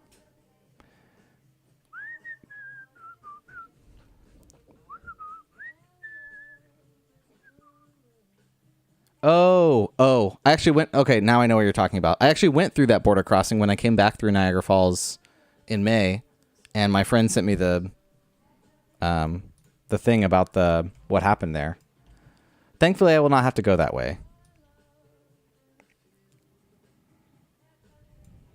There's 3 border crossings there, though, so it's not like you can't get across there. Yeah. Bona Vista was your favorite. Yeah, Bona Vista was sick. That was probably one of my... I think that's... Sometimes my favorite photography spots are also spots that are just, like, really accessible, where it doesn't... Like, sure, the photography is obviously very good, but it's also just an easy place to spend time in between taking photos. Okay, we'll work with this. I'm not in love with this, but we will work with it.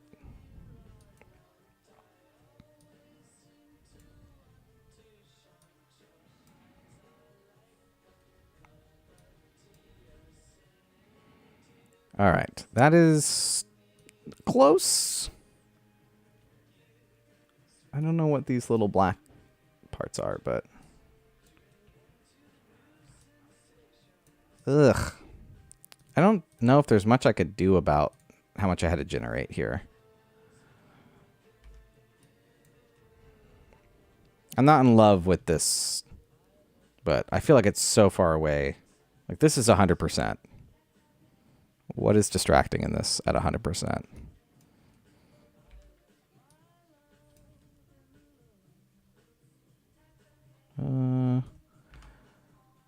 Let's just try to fill this in with something else. Let's see what it comes up with.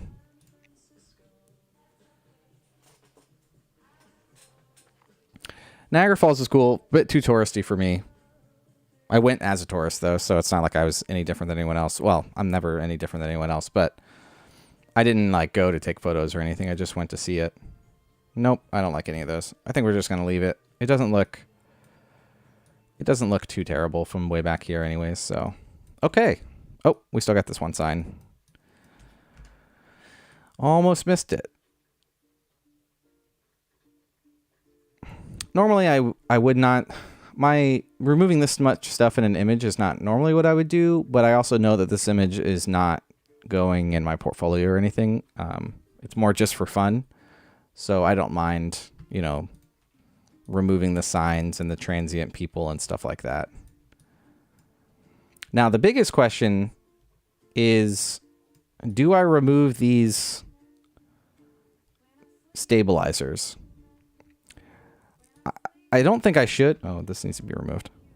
I don't think I'm going to, but I am curious how well it would do it. So just out of curiosity, let's see what happens.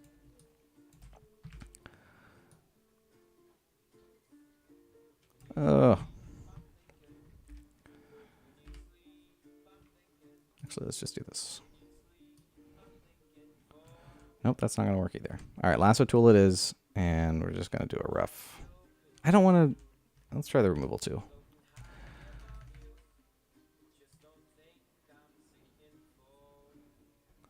Because the removal tool will actually detect what I'm trying to remove and only fill in the spot that I'm trying to remove.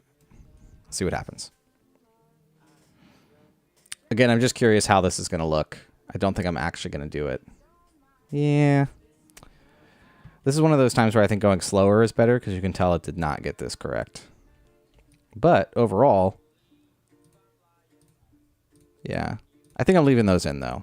I don't mind those being there. They are now part of the tree, in my opinion. And I don't think they're too distracting. So, man, what a wild tree. Okay. Is that everything? Did I get everything?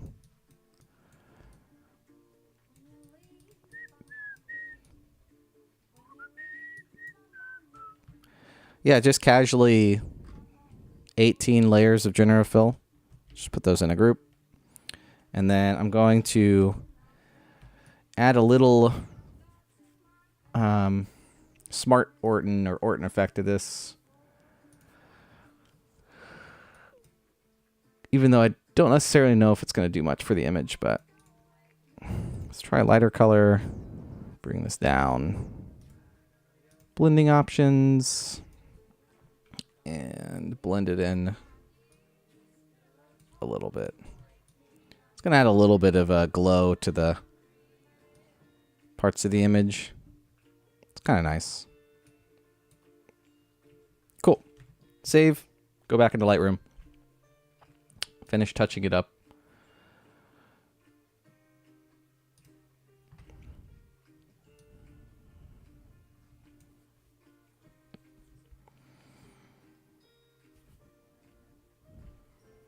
All right. Boom. Everyone's gone.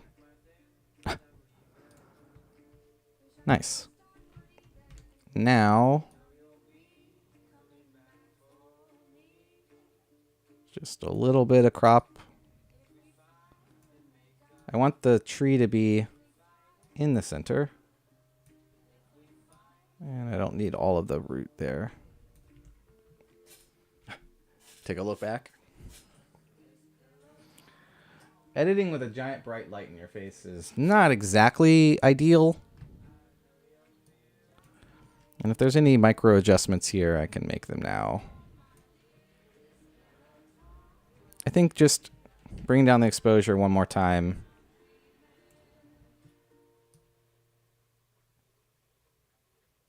And bringing up the shadows a bit. Just a little bit. Oh, we didn't add our bear in.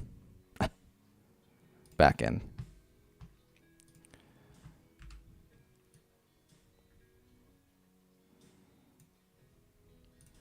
Oh, let's try this. Let's try add a bear and golden retriever. Not golden retriever. How about a corgi? A corgi being friends. Here we go. I am very curious what's going to happen.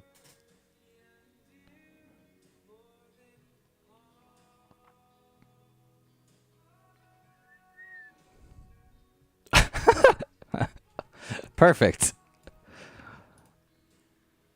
Great. Really got the prompt. Okay. Let's try something. Let's try one more thing.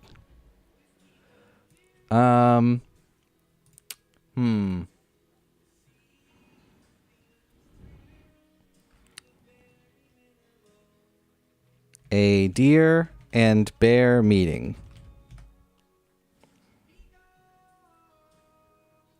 Smurf houses. Would it even get that? I'll add 𝐒𝐤𝐚𝐥𝐬 in. That's a reference I don't know if anyone's going to get, but.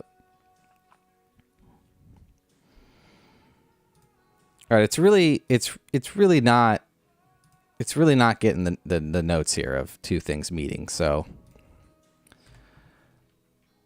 can I add a Smurf house? Let's find out. Add Smurf houses.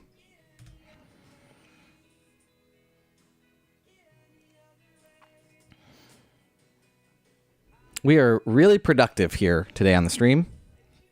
Like I said, mostly just testing some things out. I didn't have a game plan. Well, perfect. Honestly, that actually works.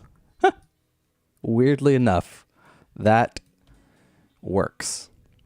Okay, now we've added some Smurf houses. Let's add some Smurfs. I even put some in there. No way he's live. Yes, we are live. Doing it live. Although it's a little delayed right now because I keep dropping frames when I have all this generative fill. But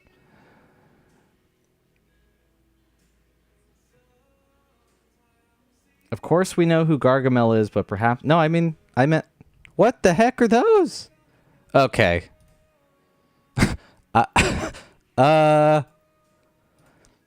All right, so Photoshop does not know what a Smurf is. What? I don't even know. All right, I guess we got to keep it in the realm of not fantasy. Wait, hold on. Can you do fantasy? Add hobbits. Wait, I didn't have a selection.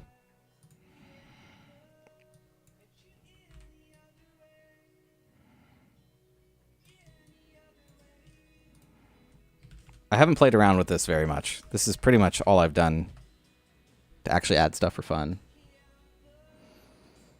Shrell, what are you doing here? It has been so long.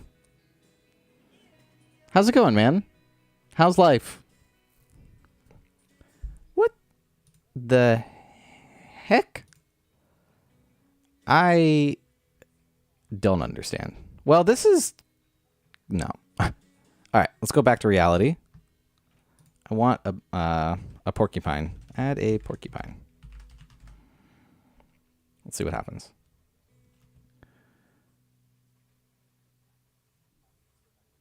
Can generative fill use copyright IP? I guess it can't.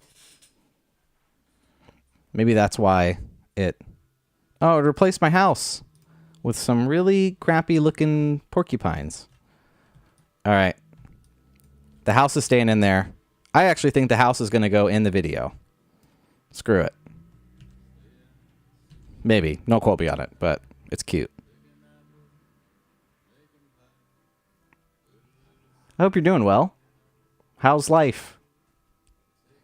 We haven't gamed together for years. It's nice to see your name randomly. All right. I think we're done with this image for now. I'm still not sure if I like it more than this one, because I really like the framing of this one, that I was able to take two roots or two stems of the tree and naturally frame the tree. It's kind of cool, but I feel like this one fills up the image more. It's got more of a, I don't know, impact for me. Well, that's good to hear. Do you keep up with anyone else from back in the day? What was that, like 4 years ago? 5 years ago?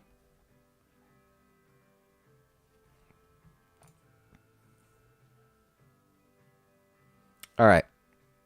Next image to work on. Probably going to look at one more. There's actually a few images from another tree tunnel thing that I have not finished. Well, I've kind of worked on them, but I have not figured out which image I want to end up using.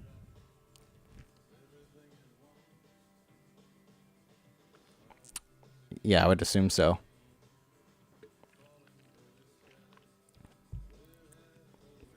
Is the game still even going?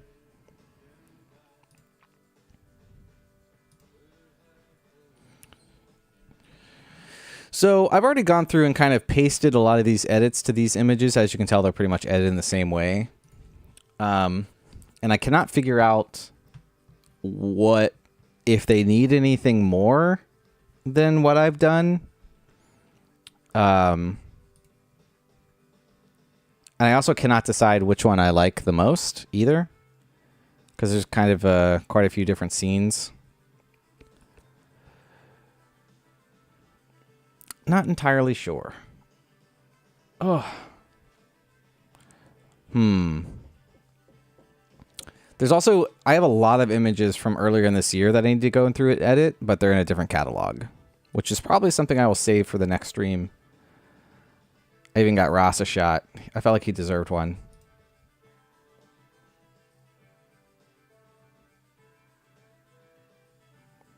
Yeah. I couldn't imagine playing that game for that long, so I understand. My current game of choice on my phone is Marvel Snap, if you know what that is.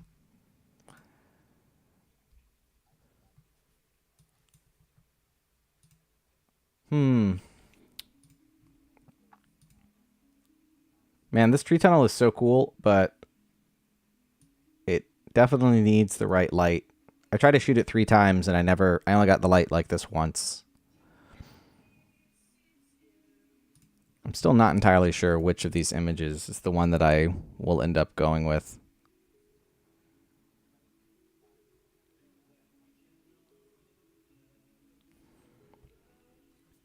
Oh, why did this die? Hello? There we go. I don't know, how do I... All right. I'm kind of waffling on here, trying to decide what to edit or what to do. Like I said, I've already kind of edited these. So they have a general edit on them, and I don't know what else I would do to them. One thing I don't like about these is that the light is really nice, but I feel like the shadows just don't hold a lot of enough detail.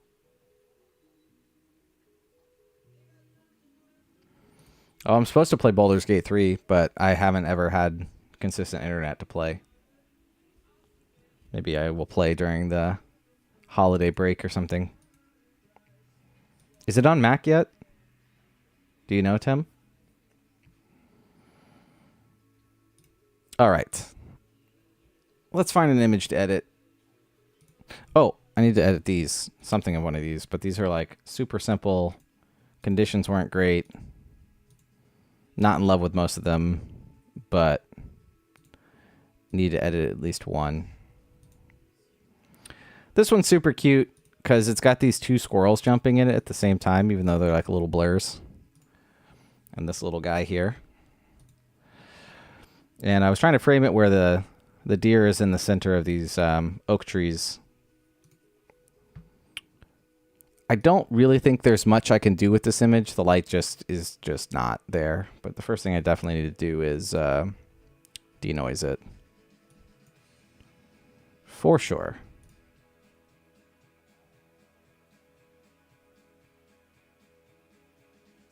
Yeah, I don't usually play solo games. I was supposed to play Baldur's Gate with my friends. I've never been much of a single player guy. Just never been able to get into it for some reason.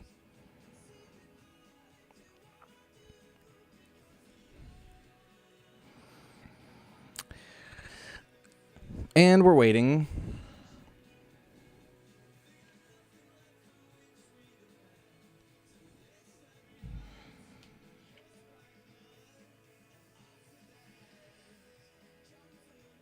Okay. Much better.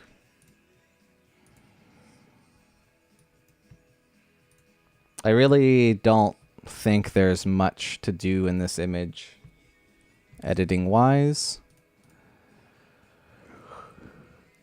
Mostly because the image, to start off with, oh, excuse me, is just not super strong.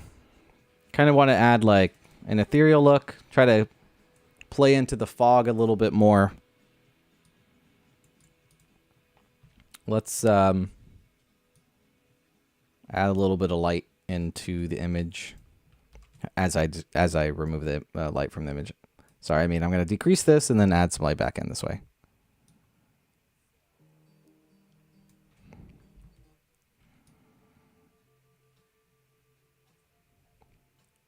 Put some more light on these little cuties.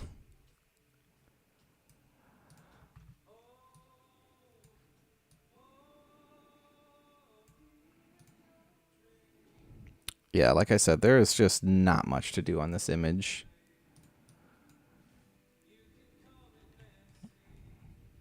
Can definitely be a little more green. It can definitely be a little warmer.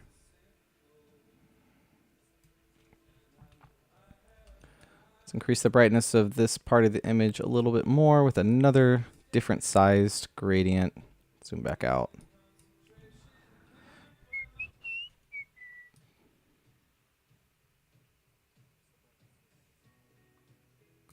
I don't want this to be too contrasty though.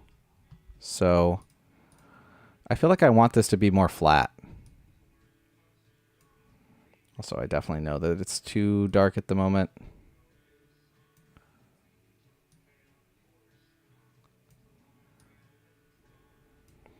Again, not a strong image, but an image that I need for a video.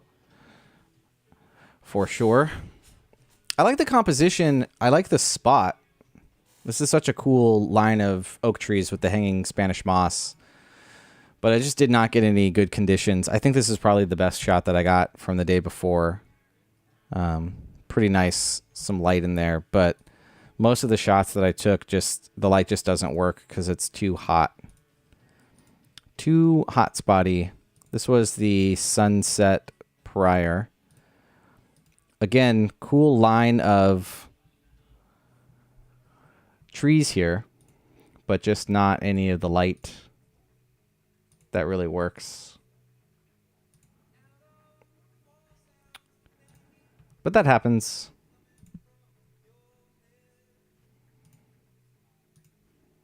Fog would work. There's a little bit of... I feel like this was smoke, though. You're good.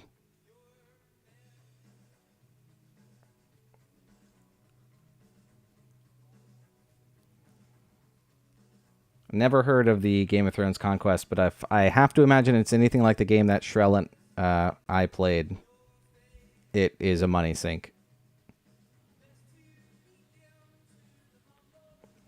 For sure.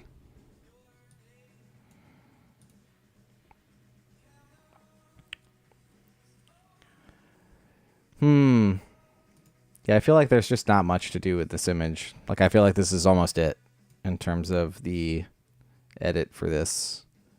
Like, there's a few other things I could possibly do. Like, I can change the shade of green a little bit to feel a little different.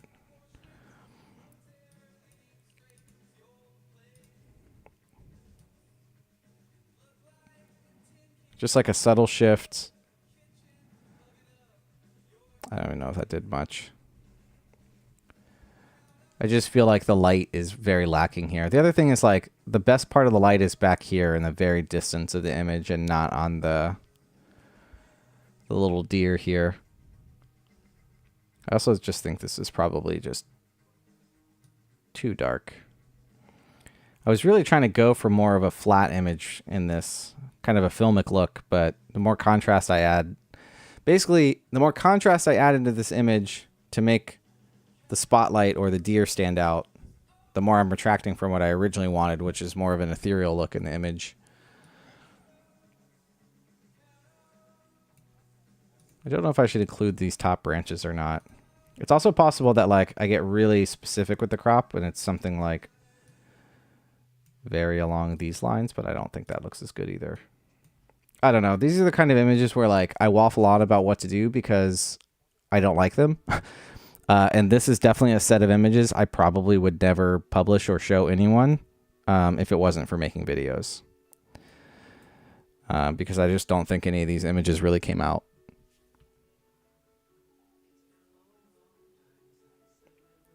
Hey, Kelly, how's it going?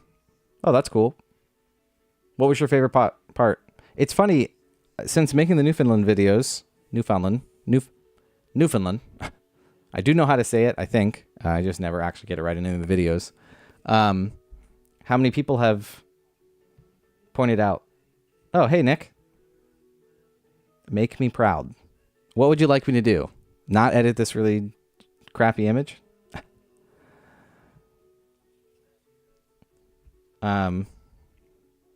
Yeah, I don't know. I just don't feel inspired by this image. I'm trying to think of another image I know I need to edit, but sometimes you just gotta... It's weird. Making videos, it forces me to edit images that I just typically wouldn't force myself to do, and every once in a while I end up coming away with images I like. Oh, thanks, 𝐒𝐿𝐴. Which ones did you check out? Yeah, I think I actually also might go back for the spring for the icebergs, but I'm not sure.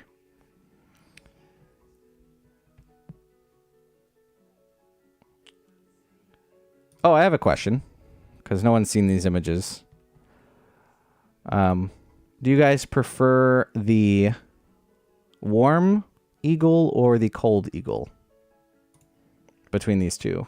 And then as I'm asking that question, I'm going to grab my other catalogs really quick, and maybe we can edit some images from there. I just got to find them.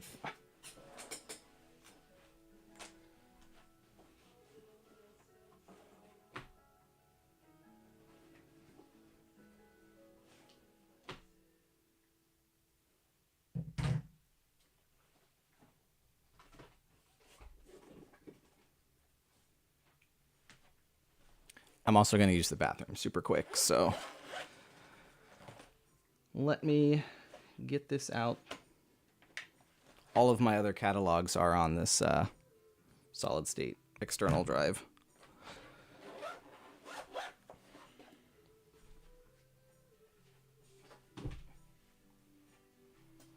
And I will be right back.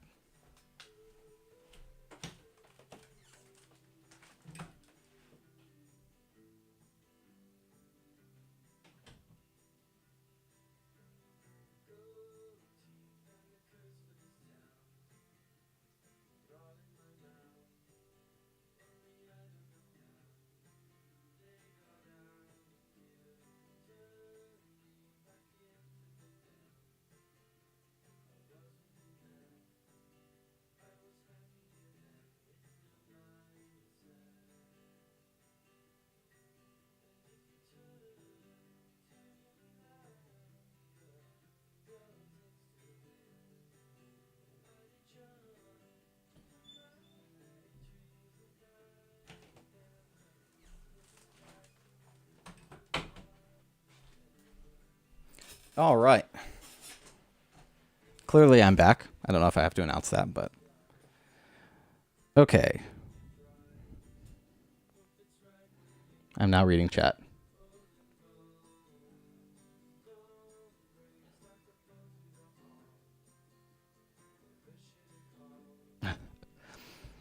Also, I didn't mean to leave this up while I was gone. That's my fault. Sorry.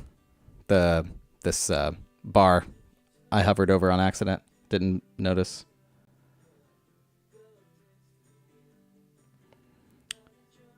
Warm, cold. Nick says, the blue of the water creates a nice color contrast between the warm tones of the beak and the feet. Yeah, I don't disagree. That's why I had such a tough time, is I actually edited this one first, the warm one, mostly just because I liked the tone, the fall color feels of the background. But then I feel like the eagle pops out a lot more in the other frame. I wouldn't say necessarily that there are any crazy wildlife images, but I felt like they were nice in terms of just the aesthetic of the overall image rather than being like a close-up shot. Tone down the tree and the warm on the right. Interesting. I kind of like the warmth on the tree.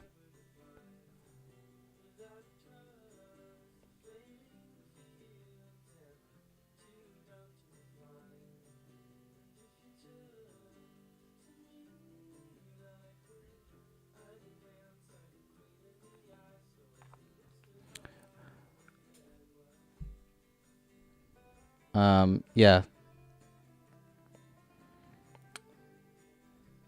Well, it seems that there is varying degrees. I'm not entirely sure about the crop. I think so I've sat here with these for a little bit of time and I've cropped them a little bit, but not very much. And I've purposely left in the tree to balance the image. I could understand maybe cropping a little bit more from the top and the bottom. But the problem is, as soon as I crop from the top to remove this framing in the top, it just gets too thin, I feel like. So if this was the image, I don't know, it doesn't feel the same to me, and I feel like the tree needs to be there to frame the image a little bit for the overall feel of the eagle. What's crazy is these were taken like only a few minutes apart. Let me look. This was taken at 9:17. This was taken at 9:15. Basically, the sun poked through for this, and then it just went behind some clouds. And it's crazy how different the image can feel in such a short amount of time. But yeah, okay. I have my other catalogs, although I realized I still have my catalogs from earlier this year. One of them on my computer. So we're going to switch to that and see if there's an image in there to edit that I still need to get through. Or at least talk about or something like that. Like I said, the stream was less deliberate and more of a can I still do it or not thing. So let's switch to that really quick. Let me get it up. And then I probably have to eat at some point because I have not had any food. The cold images are more mysterious. Yeah, I definitely think that... oops. I have no idea which image I'm going to put in the video, and normally when I do that, I usually just put both in the video and then ask people what they think. It's typically how that ends up happening. Is there a way to see who's in chat? It's been too long since I've streamed. All right. I'm opening up the other catalog. Drinking some coffee.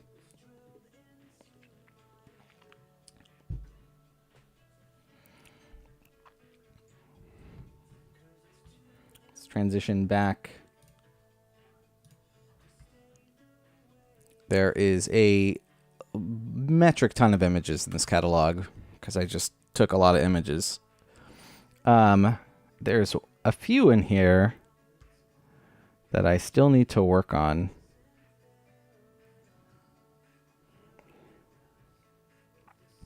Quite a few from Newfoundland for hopefully the book that I end up making, but I need to come through and actually find all the ones that are going to be in there.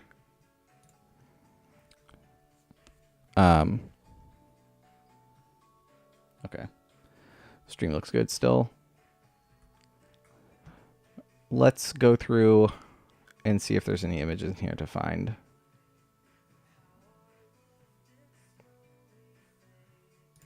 Oh yeah, this day definitely had some images that I have not taken the time to work on.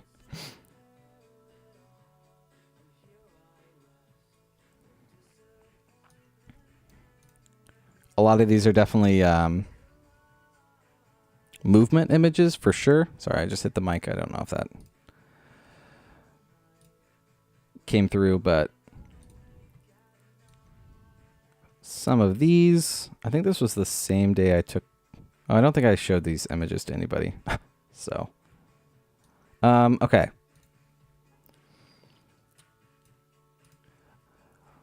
Again, I will reiterate that a lot of the images I've been taking in the last year or two just don't require as much editing, or maybe when I look at them, they don't feel like they need as much. And I don't know if that's because simpler images just require simpler edits, but I just don't spend as much time editing as I used to. And I think in some of these images, I think the idea behind these wave images that I was taking, because there's a ton of in here, it's just like literally just me shooting these waves over and over again, trying to get the perfect shape of the wave and shadows in the wave. Some of this was definitely experimenting, but a lot of this comes from just trying to get, like, I guess, natural contrast with light and the movement in the waves. My wolf dash order? Wait, are you not coming home?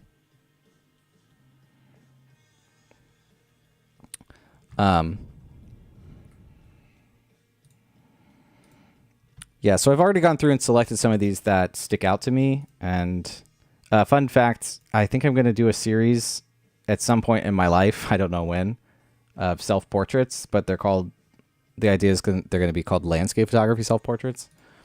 And it's going to be themed like this. I don't know. Something for the future. I still have to actually take more images like that, but I've taken a few so far this year. I wonder how I edit the Milky Way shot. Well, sadly, I've already edited it, but I can tell you... How did I do this one? So I think this was stacked. So I believe, if I remember correctly, this was months ago. I took the probably 10 or 15 frames here and stacked them in a Star Stacker app, which then removes a lot of the noise. And it basically gives me this image, which is the stacked Milky Way. And then you can tell the bottom, though, is still very grainy. And then I think I take that image and I blended it with a foreground image here that was much brighter. So if you look up here, this exposure, or these were, to my knowledge, 15-second exposures. Yeah. And then I took, where's the original image for this? Is it this one? I took this image, which is a 2.5-minute exposure, ran it through denoise in Lightroom, and that gave me a bit more detail in the foreground here. So I actually have detail in the foreground versus the stacked image from before, which is this, and it looked like this, which is obviously garbage and unusable because it was very dark. So there was very little ambient light. And so I took those two images and then I combined them into this image, and that's what I came away with. But I never ended up posting or doing anything with this, I don't think, just because it wasn't in a video and the composition is very boring. I think I was just, this spot that I took these Milky Way shots was literally right where I slept when I was in Acadia National Park. So I would sleep at this spot in Acadia. Don't tell anyone. And I just walked out there because I could see the Milky Way, and I just spent a couple, like 30 or probably 30 minutes to an hour just taking some fun images and seeing what I could come up with. But I never ended up posting any of them because there's just, like, the composition is very plain, very boring. Like, the Milky Way looks okay, but there's just not a whole lot going on that's pleasing. But I did take some self-portrait, fun Milky Way shots because the thing is, sometimes I have to separate work from fun, and sometimes it's okay to just take images for fun. And I think that that's important. So I hope that answers how I edited the images. I mean, I could go through a whole edit at some point, but it would not be on this image. We would do another one. So maybe we'll do the one from Nova Scotia that I took a little bit after. We could go through the edit on that one the next time I stream because it's more involved. I think that is somewhere. Is it here? Yes. This one, which is coincidentally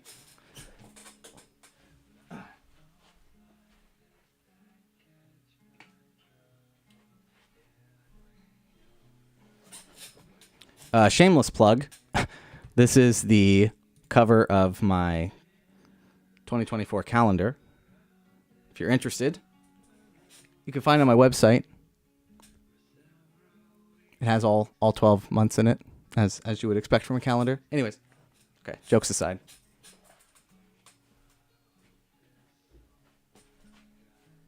All right. Back to this. Yeah, we could probably edit this image together on the next stream. I could probably go through it again because I at least have an idea of what I did. Because sometimes with edits like this, it's a lot of me sitting there trying to figure out what I want to do. Kelly, the spot is, well, let's just say it's in Acadia National Park. Oh, the food's here. Hold on one second. Is it dinner time?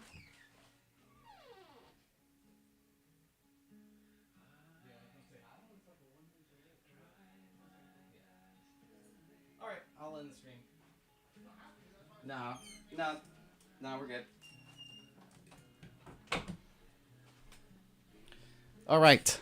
On that note, I'm going to eat food. I was only planning on streaming for about 2 hours, and a lot of this was just a test to see if I could still figure out how to do this.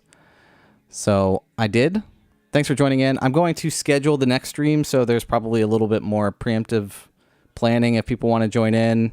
And I will have a better idea of the images I want to edit. This one, like I said, was definitely just hanging out, seeing how everyone's doing, seeing if I could still do it. So anyways, thank you for joining in. The people that are still here, thanks for just hanging out, chatting, saying hello. It was nice to see some familiar faces. Thanks for being here.